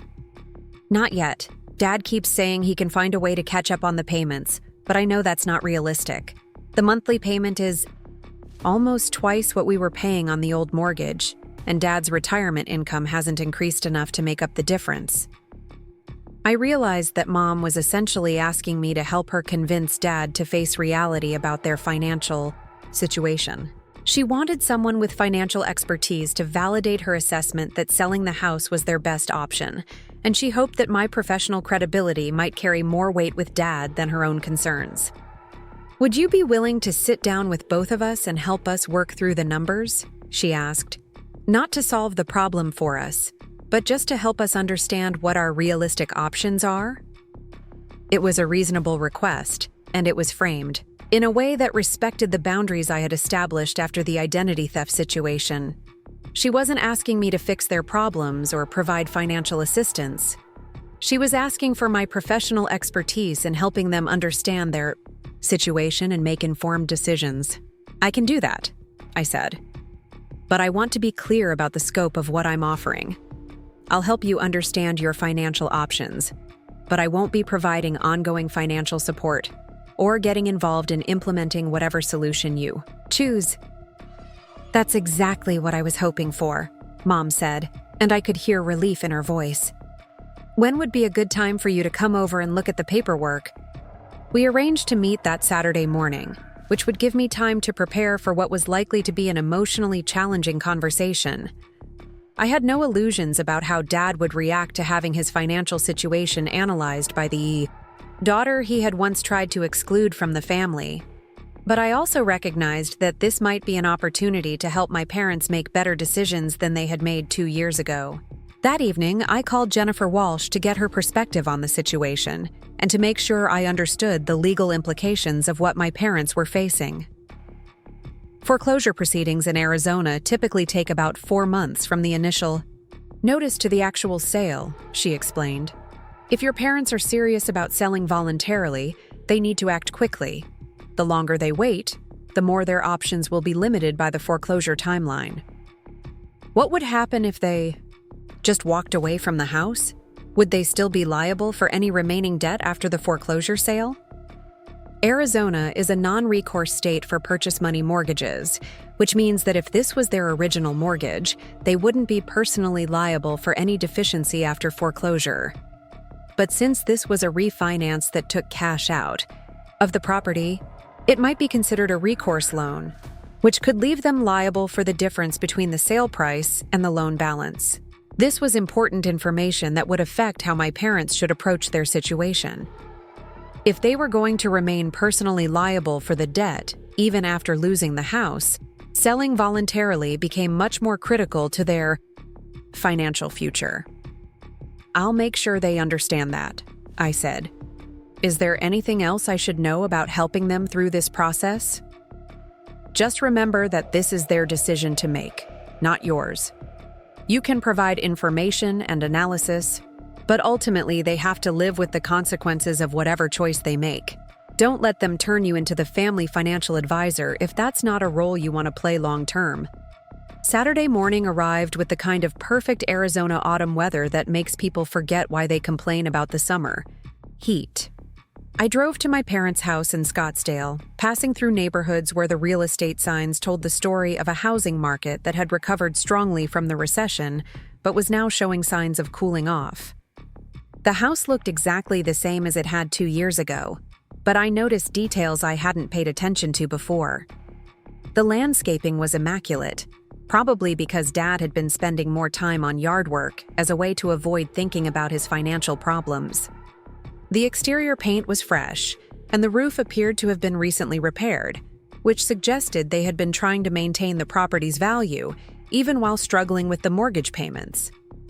Mom answered the door with the kind of nervous energy that told me she had been awake most of the night worrying about how this conversation would go. Dad was sitting at the kitchen table with a stack of papers spread out in front of him, looking older and more tired than I remembered. "Hi, Dad," I said, taking a seat across from him. "Mom told me you've been having some challenges with the mortgage payments." He looked up at me with an expression that was equal parts embarrassment and defiance, like a teenager who had been caught doing something wrong but wasn't ready to admit it yet. "It's nothing I can't handle," he said. "I just need a little time to get caught up, and then everything will be fine." I could see Mom's frustration with this response, and I understood why she had asked for my help. Dad was still in denial about the severity of their situation, and Mom needed someone with financial expertise to help him understand reality. "Can you walk me through the numbers?" I asked, pulling out a legal pad and pen. "What's the monthly payment on the current mortgage, and what's your monthly income after taxes?" Dad reluctantly provided the information, and I could see the problem immediately. The mortgage payment was consuming almost 60% of their fixed income, leaving very little room for other expenses. Even if they could catch up on the back payments, they would be living paycheck to paycheck with no cushion for emergencies or unexpected expenses. "Dad, this isn't sustainable," I said gently. "Even if you could bring the loan current, you'd be spending so much on housing that you wouldn't have money for healthcare, car repairs, or any other unexpected costs." "But this is our home," he said, his voice carrying the kind of desperation that comes from watching your life's work slip away. "We've lived here for 15 years. We raised our family here. We can't just walk away from everything we've built." I understood his emotional attachment to the house, but I also understood that emotions wouldn't solve his financial problems. Sometimes the most loving thing you can do for someone is help them see reality clearly, even when that reality is painful. "Dad, I'm not suggesting you walk away from everything you've built. I'm suggesting you make a strategic decision about how to protect what you've built while you still have some control over the situation." I pulled out a calculator and started working through the numbers with them. If they sold the house for current market value, they would have enough equity to pay off the mortgage and still have about $50,000 left over. That money could be used as a down payment on a smaller, more affordable house that would leave them with monthly payments they could actually manage on their retirement income. "But we'd be starting over," Mom said. "We'd be moving to a smaller place in a different neighborhood.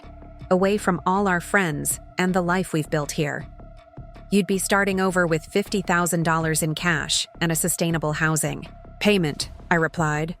The alternative is losing the house to foreclosure, damaging your credit, and possibly still owing money on the mortgage after the house is sold. Dad had been quiet during this exchange, studying the numbers I had written down and slowly processing the reality of their situation. When he finally spoke, his voice was quiet, but determined. If we sell, how long would we have to find a new place? That depends on how quickly you can get the house on the market and how long it takes to find a buyer, I said. In the current market, a well-maintained house in this neighborhood should sell within 60 to 90 days if it's priced correctly. And you think we can really find something smaller that we can afford with the money we'd have left over? I'd been prepared for this question, so I pulled out some real estate listings I had researched earlier in the week. There were several smaller houses in nice neighborhoods that would be affordable on their retirement income, and some of them were actually in better condition than their current house. These are just examples, I said, showing them the listings. But there are definitely good options available that would give you a fresh start without the financial stress you're dealing with now. Mom and Dad spent the rest of the morning looking through the listings and discussing the practical implications of downsizing. It was a difficult conversation, filled with grief for the life they were losing and anxiety about the future they were facing. But it was also a realistic conversation, grounded in actual numbers and genuine options rather than wishful thinking about catching up on payments they couldn't afford. By the time I left that afternoon, they had agreed to contact a real estate agent and get a professional assessment of their house's market value.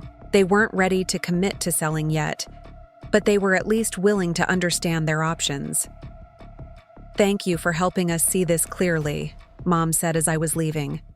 "I know this isn't easy for any of us, but at least now we're dealing with reality instead of just hoping things will somehow work out."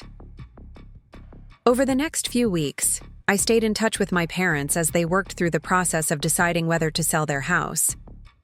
The real estate agent confirmed that the house could sell for enough to pay off the mortgage and leave them with significant cash, but she also warned that the market was starting to slow down and prices might drop if they waited too long. Dad struggled with the decision more than Mom did, but he eventually came to understand that selling was their best option for maintaining some control over their financial future. They listed the house in early November, and it sold within 6 weeks to a young family who fell in love with the backyard and the neighborhood. The closing took place on a cold December morning, and I met my parents at the title company to provide moral support during what was obviously an emotional milestone.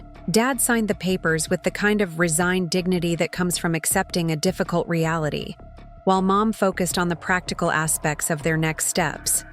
When the transaction was complete, they had $53,000 in cash and no mortgage debt.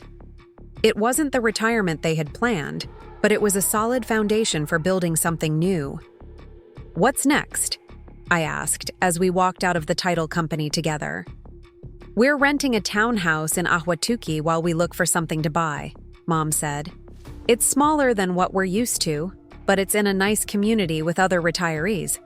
And the monthly rent is less than half what we were paying on the mortgage. And how are you feeling about everything?" Dad answered this time, and his voice was steadier than it had been in months.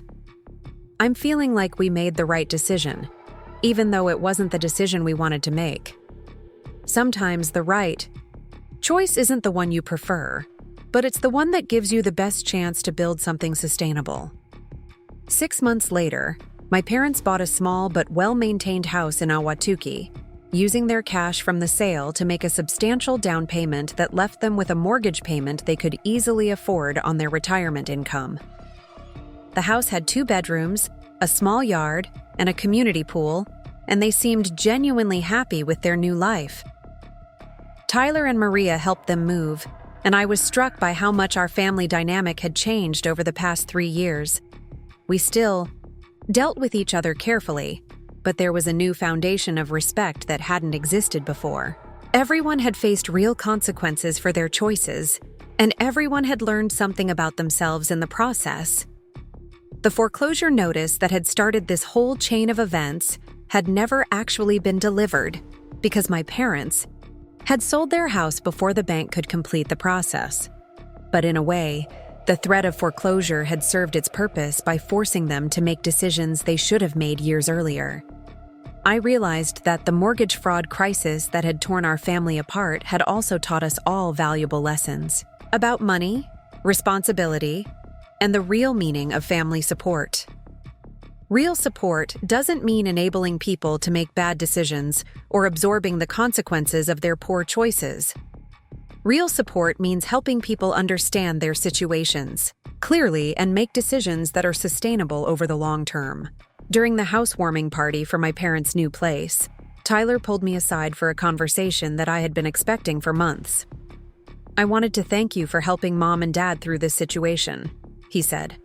"I know it wasn't easy for you to get involved again after everything that happened with the identity theft." "It was different this time," I said. "They asked for help understanding their options, not for me to solve their problems for them. And they were willing to make difficult decisions instead of just hoping someone else would fix things for them. I think we've all learned some hard lessons about money and family over the past few years," Tyler said. "I know I have." "What kinds of lessons?" "That borrowing money from family or putting family members at financial risk creates problems that go way beyond the money itself. That taking advantage of people who love you isn't just wrong. It's destructive in ways that can take years to repair." I looked at Tyler, trying to assess whether he was just saying what he thought I wanted to hear, or whether he had genuinely internalized these lessons. What I saw was someone who had clearly thought deeply about the consequences of his past actions and had made genuine changes in how he approached relationships and financial decisions. "I'm glad you've learned those lessons," I said. "But more importantly, I'm glad you're applying them in your current life." "Maria and I have been very careful about money since we got married," he said. "We have separate accounts for our individual expenses, a joint account for shared expenses, and we both have to agree before either of us takes on any significant debt. We learned from watching what happened with our family that money problems can destroy relationships if you're not careful about how you handle them." As the evening wound down and I prepared to leave, I realized that I felt genuinely positive about my family for the first time in years. Not because we had returned to the relationship we used to have, but because we had built something new that was based on respect rather than obligation, honesty rather than manipulation, and healthy boundaries rather than enmeshment. My parents had faced the financial crisis of potentially losing their home, but they had handled it by making realistic decisions and accepting help that was offered freely rather than demanded or manipulated. Tyler had continued to grow into someone who took responsibility for his actions and their consequences. And I had learned that I could be helpful to my family without sacrificing my own well-being or compromising my boundaries. The drive home took me through neighborhoods that were familiar, but somehow looked different now, like I was seeing them through new eyes. The Phoenix skyline glittered in the distance, a reminder of the city that had become my home and the place where I had learned to build a life that was entirely my own. I thought about the foreclosure notice that had never actually been delivered, and I realized that sometimes the most important changes in our lives come not from dramatic events, but from the quiet decisions we make about how to respond to challenges. My family had faced the possibility of losing their home, but they had chosen to sell it on their own terms rather than wait for the bank to take it away from them. In the process, they had learned that downsizing wasn't the end of the world, that starting over could actually be an opportunity for building something better, and that facing financial reality was less painful than living in denial about unsustainable situations. I had learned that I could help my family without getting pulled back into the dysfunction that had characterized our relationships for so long. I could offer expertise and support while maintaining the boundaries that protected my own well-being. I could care about their problems without feeling responsible for solving them. Most importantly, I had learned that the foreclosure notice that had never been delivered had actually been the catalyst for the most positive changes our family had experienced in years. Sometimes the threat of losing everything is exactly what people need to motivate them to make the changes they should have made years earlier. As I pulled into my apartment complex, I realized that I was proud of how my family had handled this crisis. Not because it had been easy or because everyone had gotten what they wanted, but because everyone had made mature, responsible decisions based on realistic assessments of their situations. Jessica Martinez was no longer the family member who absorbed other people's problems or enabled their poor decisions. She was someone who could offer help when it was genuinely needed, but who had the wisdom to distinguish between helping and enabling, between supporting and rescuing. The desert night was perfectly quiet as I walked up to my apartment, filled with the kind of peace that comes from knowing you found the right balance between caring for others and protecting yourself. I had built relationships with my family that were based on mutual respect rather than exploitation. And I had learned that this was actually a much stronger foundation for long-term connection than the codependent patterns we had relied on for years. The foreclosure notice had never been delivered, but its threat had delivered something much more valuable: the motivation for all of us to become the people we were supposed to be, rather than the people we had been settling for being. Up next, you've got 2 more standout stories right on your screen. If this one hit the mark, you won't want to pass these up. Just click and check them out.